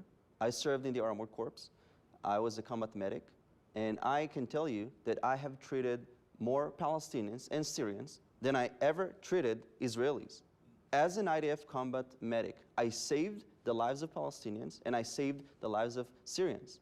Right now in Israeli hospitals, you have Gazan civilians being treated in our hospitals. I have seen it with my own eyes at Hadassah Hospital in Jerusalem. If I, an Israeli citizen, entered the Gaza Strip, would I come back alive? Probably not. And that's something that the world has to understand, that the media is being used, unfortunately, as a tool in the hands of these terrorists. And again, Iran is the one that is standing behind these terrorist organizations. Iran, the Islamic regime in Iran, is fueling Hamas, Islamic Jihad, Hezbollah, Houthis in Yemen. They basically sponsor 99% of terrorism in the Middle East. And this is just outrageous to think that the media is focused on the war crimes that we are supposedly committing and totally turning a blind eye to what's happening within Iran and, you know, the war crimes that are being committed by the Islamic regime in Iran. So has this conflict been somewhat different from the earlier conflicts that we've had with Gaza? On one hand, it's the same old story. We just recently celebrated 73 years to the foundation of the Israeli Defense Forces. So for 73 years, terrorist attacks and terrorist groups have been trying to harm Israeli citizens inside the state of Israel. And for 73 years, the IDF has been defending Israeli citizens. And we've been doing everything we can to make sure that they don't damage or harm or kill Israelis. And so on one hand, it's the same old story. And on the other hand, what we've seen recently is a complete decision by Hamas and other terrorist groups inside the Gaza Strip to try to overwhelm our systems and do everything that they can to harm Israeli citizens. So for example, we have the Iron Dome aerial defense system, one of our best aerial defense systems, combat proven, 90% success rate. So over 4,000 rockets, massive rocket barrages launched from the Gaza Strip at Israeli citizens, and the Iron Dome has a success rate of about 90%. And these terrorist groups have been doing everything they can do recently to try to overwhelm the system, and they haven't been successful. In addition, this past operation, we have been focusing on destroying military enemy infrastructure without putting in a single Israeli soldier inside the Gaza Strip, and we've done that successfully. We've carried out airstrikes and artillery strikes and all different kinds of fire support, where we can destroy enemy capabilities, stockpiling, terror tunnels, all of these different infrastructures, which are military, combatant, and they are designed to hurt Israeli citizens. And we have been destroying those capabilities in order to keep Israelis safe. Well, so what actions did Israel really take to prevent casualties? Oh, well, that's an easy one. What no other army has had to do and what no other army has done. You might recall in 2008, the Goldstone report of the UN that accused Israel of war crimes. We realized we had a problem. We had a terrorist sorted bloc in Gaza who takes advantage of their own citizenry to hide to store weapons caches in apartment complexes, schools, mosques, UN buildings, hospitals. I wonder which direction is the war crime. So we had to undertake what no army has ever undertook. We acquired all the numbers of the military sites that Hamas, the civilian sites that Hamas used to store their military weapons. And I want to give you some statistics from where our moral actions come from in times of war. During Operation Cast Lead, this is in 2008, there was 2.5 million leaflets dropped warning civilians to leave the territory, 165,000 phone calls made, and over a dozen what we call hekesh agag, roof knocking, where basically this is a weakened kind of firework, an explosive device, which shakes the building, drops on the roof, warns people to get out. That's step one. Then drones have video where they see the people leaving, exiting the premises. That's step two. The footage is given to the HQ. The base says to the IDF in the sky, now all civilians have left the building, and only then do we drop. Can you name another army that does that, that engages that? I cannot. But yet, in this paradoxical fallen world, we're the ones that are accused of war crimes. In the latest conflagration, we didn't have a ground operation, and we were very welcome of the ceasefire that came after 10, 11 days. And, but we employed the humane and ethical tactics that we usually do. But then you have the moral numerologists who like to kind of draw up a statistics of how many died on one side and how many died on another, and extort from that number some type of moral conclusion. It's usually called moral equivalency, but I don't even call it moral equivalency because they don't conflate Israel with Hamas. They confuse Israel with Hamas. This is more of a moral reversal. Well, for one, if they were to equalize Israel to Hamas, that would be giving Israel too much credit because that would legitimize them in their eyes too much. People should keep in mind that according to that sophist way of thinking, I suppose Nazi Germany was right in World War II because more German civilians died as opposed to the British. This is sophistry, this is casuistry, and it's more than shameful from someone who's originally American myself to see congressional leaders buying into this narrative and talk show hosts accusing us of apartheid, and I think of certain US congresswomen saying the same, and especially someone in that position should know better. So what did this conflict cost Israel? What losses? First of all, we have 13 casualties, and we really grieve the loss of every innocent life. I want to say from both sides, we grieve the loss of every innocent life that has been taken during this campaign. And on top of that, you have to understand that this murderous terrorist organization has cost us a loss of about 7 billion shekels. That's the economic loss, according to the estimates of different economists here in Israel. It's about $2.5 billion, okay? And it's not only military expenditures, meaning Iron Dome infrastructure or Air Force strikes. It's also the fact that all our school system was closed. Okay, kindergarten, schools, high schools, all of them were closed. Our airport was shut down because they were launching their rockets at our airport. All the commerce and trade was closed. So really, we have suffered a great economic loss. Of course, first and foremost, we have casualties, and we have hundreds of people that are both physically and mentally injured.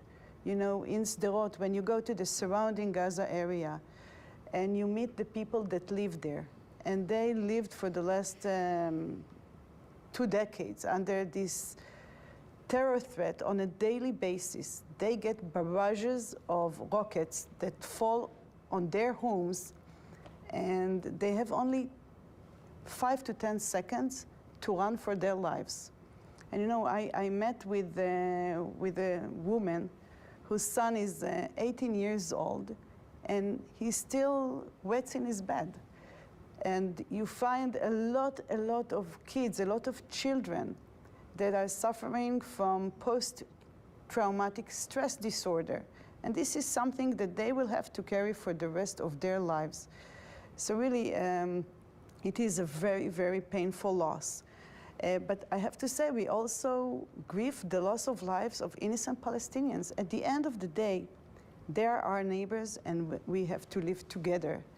And to see the amount of suffering on the Palestinian side caused by this terrorist organization that has taken them hostage is also terrible for us, because violence will lead to violence. And if we want to bring a better future for our children and for our great-grandchildren, we need to work on positive, constructive foundations.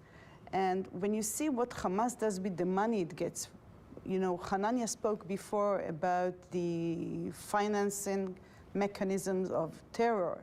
And Chaim says, show me the money. And indeed, if they would have taken all the money that was poured at them from the international community, if it's United Nations agencies or if it's donor countries, and if they have invested it in their infrastructure, building a strong economy, a welfare system that would bring joy and welfare to their own population, we could have lived beautiful life, you know, secured and safe and peaceful life next to each other. So again, the international community has to make sure that all these radical ideologies that call to wipe out Israel and see nothing but Hamas or jihadi waqf in the holy sites, we have to make sure that all these ideologies are being, they fade away. They do not exist any longer. During this kind of a conflict, I think our audience, our friends are bombarded with horrible pictures of little children being killed, and they have no clue where these pictures were taken from. They don't know whether it's true or not. And you have been able to really provide some very helpful, handy images, pictures, and video clips to empower our friends. First of all, I have to say that there were casualties in Gaza. There were Palestinians that died. And as an Israeli, it breaks my heart. Does the world think that we are happy about anyone that dies? Does the world think that our soldiers are enjoying being at the border rather than staying at home? Obviously not. You know, throughout this operation, we have seen a lot of different images, and surprisingly, the vast majority of them didn't even come from Gaza. You know, I even saw politicians around the world, members of parliament, sharing these images that, you know, that I can tell you in particular. There was this image of a little beautiful girl that, you know, they said that she died from an airstrike inside the Gaza Strip. And they said, well, they even gave this girl a name. But what we found out is that, well, this beautiful girl is actually a Russian child model that still, you know, she's alive and she's having a, you know, great time in Russia. And that, you know, you are seeing a lot of fake news on social media. It is honestly hard to believe this. And that's why I want to add to what Sharon and Chaim have said, that you know, Hamas does not care for their own people. They would rather use real images because they want their people to die as long as they can blame it on Israel. So these fake news that we are witnessing are troubling, because people abroad who may support Israel are questioning, is the country that I support is committing war crimes? Are these children died, and is this information that I'm seeing right now is real or not? In regards to the battle, how does Hamas's methods of engaging in operations differ from Israel? It's ridiculous to compare them at all, because on one hand we have the IDF, the Israeli Defense Force, whose goal is to protect Israeli citizens. We are an army of a democratic country. And on the other hand, we have a terrorist organization whose stated goal is to kill and harm Israeli citizens and civilians. So you can't really compare the two causes and the two goals. But we've seen rocket barrages from within civilian territories in the Gaza Strip. They shoot from schools and hospitals and mosques, and we watch these rocket launches from these heavily populated civilian areas inside the Gaza Strip in order to kill and harm Israelis in the state of Israel. And so that's a terrorist organization. And on the other hand, we have the IDF, an army of a democratic state. And what we do is we protect our civilians, we defend our country. And so that's our goal. I work in fire support. So what I do in the Army is I identify military targets, we research these targets, we plan our attacks, and we make sure that we carry out these attacks in the most surgical, precise way that we can. That's my job, that's what we do, my colleagues and I. And so our goal is to destroy this military organization, these terrorists inside the Gaza Strip, destroy this infrastructure, and make sure that they can't have the ability to harm our citizens. Hamas provoked this conflict, but what was their goal, and what was Israel's goal with this battle? Well, as far as Israel goes, I think it was one of the Platonic dialogues, Plato made the point that peace is a parenthesis. When you read history of war, war is the main body, and peace comes in parentheses.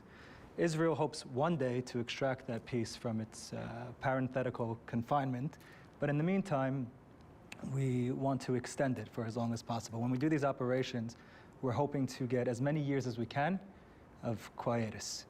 As far as Hamas goes, in the short term, well, in the long term, they want to impose, basically, if you read their charter, it reads like a modern day Mein Kampf, the original 88 charter.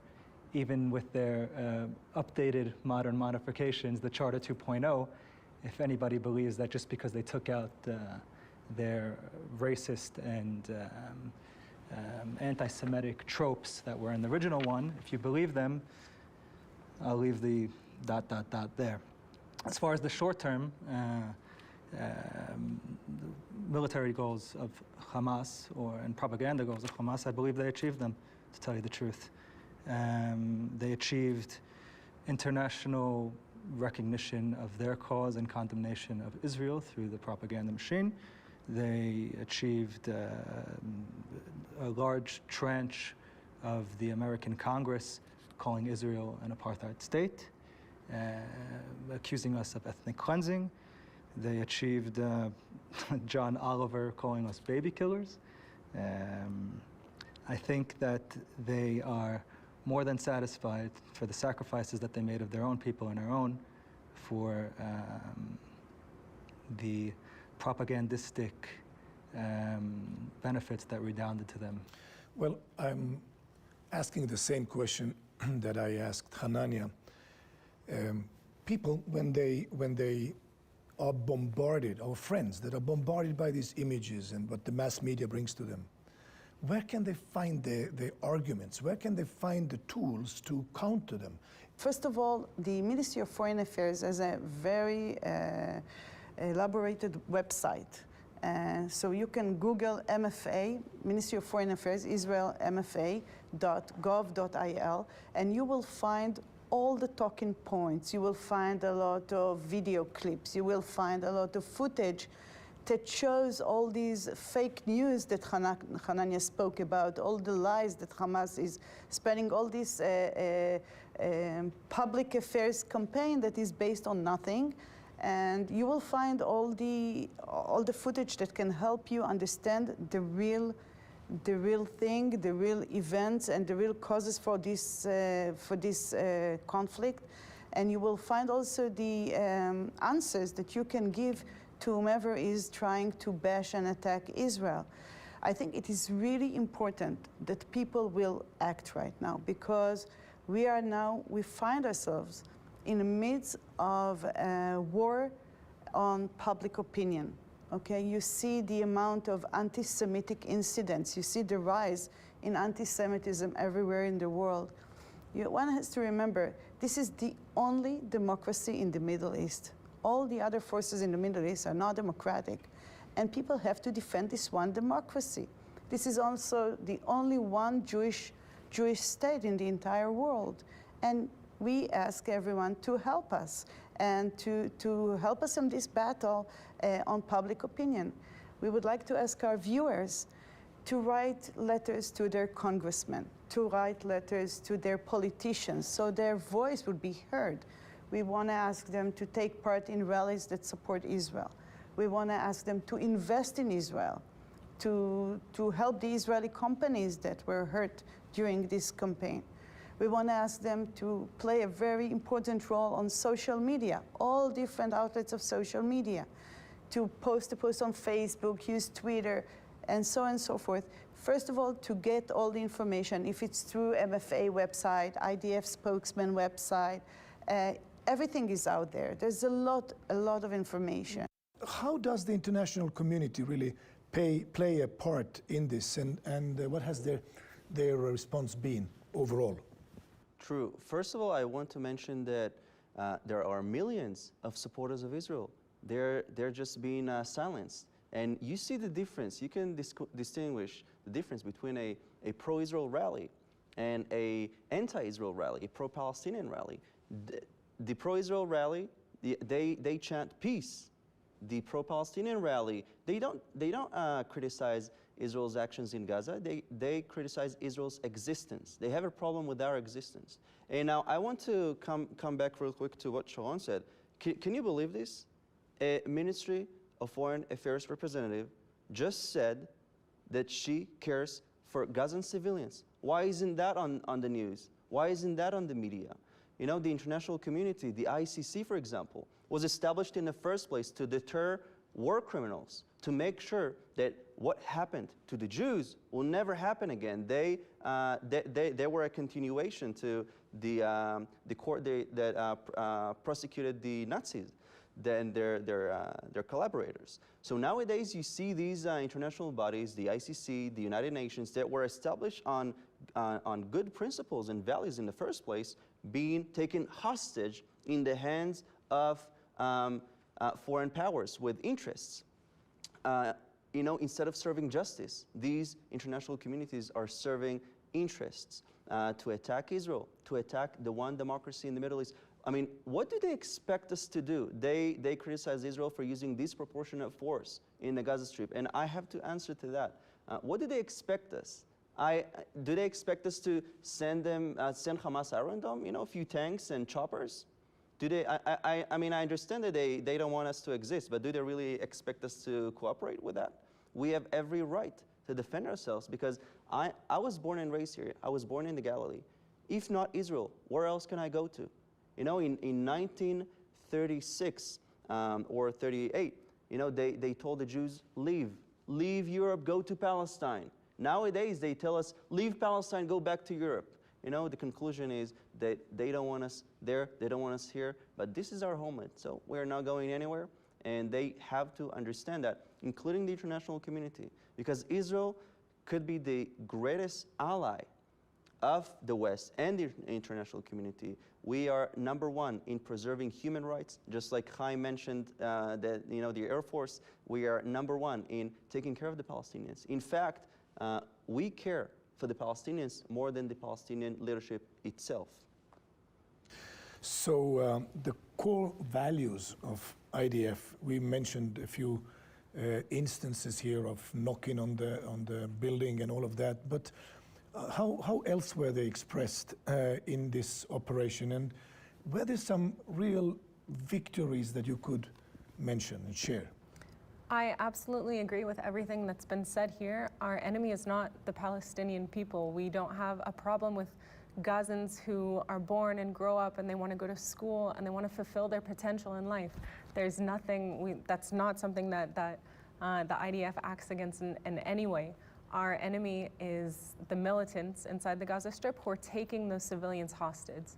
And some of the ways that we relate to that, for example, the roof knocking. These are small ammunitions, they cause no damage, and we drop them on the roofs of buildings to let the people know inside the buildings to get out, and so that they have enough time to leave that building, because that building is a military target. There are intelligence sites inside those buildings, communications, weaponry stockpiles, operation rooms. These are all inside these buildings. So we're letting these civilians get out. In addition, we make phone calls. We're calling these people and we're telling them to get out because we don't want them to get hurt. We have no interest in them getting hurt in these attacks. In the Artillery Corps, we have unmanned aerial vehicles, UAVs. We have our newest UAV, the Skylark, the best UAV out there in the market, and we're using this to identify our targets. We're looking at our targets and we're realizing what's around. If there are children, we call off these strikes. I've called off strikes. My colleagues have called off strikes because there are children, because there are non-combatants. We do that all the time. And on the other hand, we can use this technology that we have, these UAVs, and we can identify who's a combatant, who's holding a rifle, who's coming to the border and has weapons on him. And so we use all of these different tools to strike just military targets and make sure that the civilians who aren't involved in the conflict stay safe. The future. What does the future look like? I mean, this is, I hope to hear it from every one of you. What's the future holding for Israel? In this area, in the neighborhood that we are, any country that lends its support to us is going to also get condemned by part of the Arab world. But I believe in the Abraham Accords has shown with the UAE, the benefits that redound to them in the long term when they can mute themselves to the anti-Semitic propaganda. It is in not only our interests, but the interest of everybody around us and the world at large for free trade of technology and medicine. Well, in terms of the Jewish communities all over the world, what is the future holding up for them? Are they more willing to make Aliyah, to come to Israel?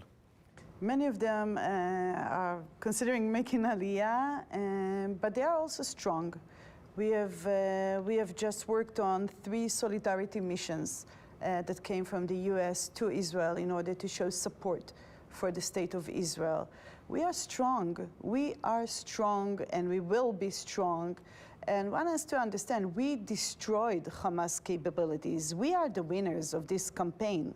Okay, so just to set the record straight, they lost their terrorist capabilities. And I think that the international community understands that we have to invest in the peace-seeking countries and regimes in our region. And we should fight to the fullest all these elements, whether it's countries of the axis of evil or whether it's vicious, murderous terrorist organizations and militias. We have to fight them in the strongest way possible. And it's, at the end of the day, it's quite simple. You have democracies and democratic values that we are fighting for, and you have murderous, vicious targets of other elements here in the Middle East. And I think that the international community understands what's happening here. Everybody understands that this campaign, especially from the part of Israel, was a campaign of self-defense after this barrage of rockets that were fired at Jerusalem. Jerusalem, the holiest city for the 3 Abrahamic religions, the holiest city. And I think that the international will get together and will put some thought into it in order to bring a better future for this region. We will invest in all our partners, in all our allies, including in the Islamic world, and we will bring more and more countries into the Abrahamic Accords and to the normalization process. And we will not let all these radical, extreme elements control this area. I think that the future is good, is great, both for Israel, both for Israelis, and of course for Jewish communities and Christian communities alike. All the moderate powers that want to seek peace, they will flourish. The future from the viewpoint of the IDF. The IDF will continue to defend Israeli citizens. That's our job. That's what we do every day. I wake up in the morning and I work on helping the IDF to defend Israeli citizens. And so we're going to continue investing in the Iron Dome and in these UAVs and these techniques like roof knocking and phone calls. We are going to continue investing in different ways that we can protect our citizens. We are going to continue researching and identifying military targets in the Gaza Strip and in other areas. We're going to continue to find these terrorists and all of these different military capabilities and destroy them, and so that we can keep the state of Israel strong, and we can keep our citizens safe. How does the future look, Hananya? Everybody must support Israel, and I will tell you why. Don't support Israel blindly. Support Israel because right now these terrorist organizations are knocking, on our borders. But if we don't stop them, they'll come and knock on your borders as well. Do you know a terrorist organization that, once they completed their mission, they'll stop? Obviously not. So supporting Israel means supporting your security as well. Not to mention the fact that Israel helped Europe many times to foil ISIS attacks, terrorist attacks. We have the best intelligence, and we are able to do that very precisely and save the lives not just of Israelis, but Europeans, Americans alike. And what the future looks like in the Middle East, that's a question that I guess a lot of people are asking themselves. And I've been getting a lot of comments from Christians saying, do you think Israel is safe? First of all, I do believe that Israel is safe, probably the safest place to be. And the peacemakers are those that will inherit this land. Obviously, Israel is not the obstacle to peace. We just made peace with 4 Arab countries. So we are not the problem. It is the radicals that are the problem. And the thing is that radicals have no future in a peaceful Middle East. We are a peace-seeking nation, and we are here to stay. And I think that people that ask themselves, okay, so what can I do to support Israel? How can I help Israel from Germany, from Texas, wherever you are? I think that the best thing is to not be silent. Less than a century ago, our people were exterminated because partly because people were silent. When I visited Germany, I saw the trail rails that, they transferred the Jews, and you had villagers that were silent. They just didn't care. So nowadays, I ask you, I beg you, don't be silent. Stand up for Israel. Standing up for Israel is standing on the right side of history. You will not regret this. To Hananya's point about the greater interest of Israel, this is not just a foreign, exotic, alien conflict that's 5,550 kilometers away from Washington. That's from New York, I'm not sure. That's where I'm from. But especially in this globalized world, it is directly and inexorably tied to the interests, especially of America and the Middle East and the countries that are making deals with us. Energy is usually also a driving factor of war. America depends greatly for a large tranche of its commercial traffic on the Straits of Hormuz and the Suez Canal. And if these are not stable, this can expand outward and affect, like you said, far shores, which are not that far, indeed. And destabilize the entire world and hurt the world's security. China understands it. Iran understands it. Russia understands it. This is part of the axis as well. As I said, follow the money. Iran, if you follow the dollar, it all goes back to Iran. And the world and the Middle East has to decide on which side of that divide they stand, because those are the choices. And you spoke of the Abrahamic Accords and the success of that, and we all hope it continues. I believe I could speak for everybody here. Just as Israel has been fighting a physical war, it has also been fighting another war with unseen aggressors. 2 weeks ago, these aggressors attacked the Jerusalem Prayer Team Facebook page that has 77 million followers. Dr. Mike Evans, who has built this website, thanks to him, we are here at the Friends of Zion Heritage Center campus of the Jerusalem Prayer Team. And we want to promise that as Israel won this last campaign in Gaza, we will also win the media war.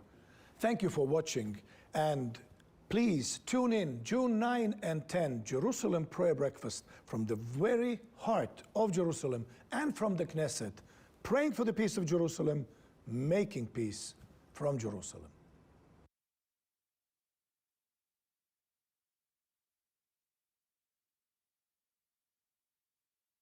President Barack Obama is mocking Republicans.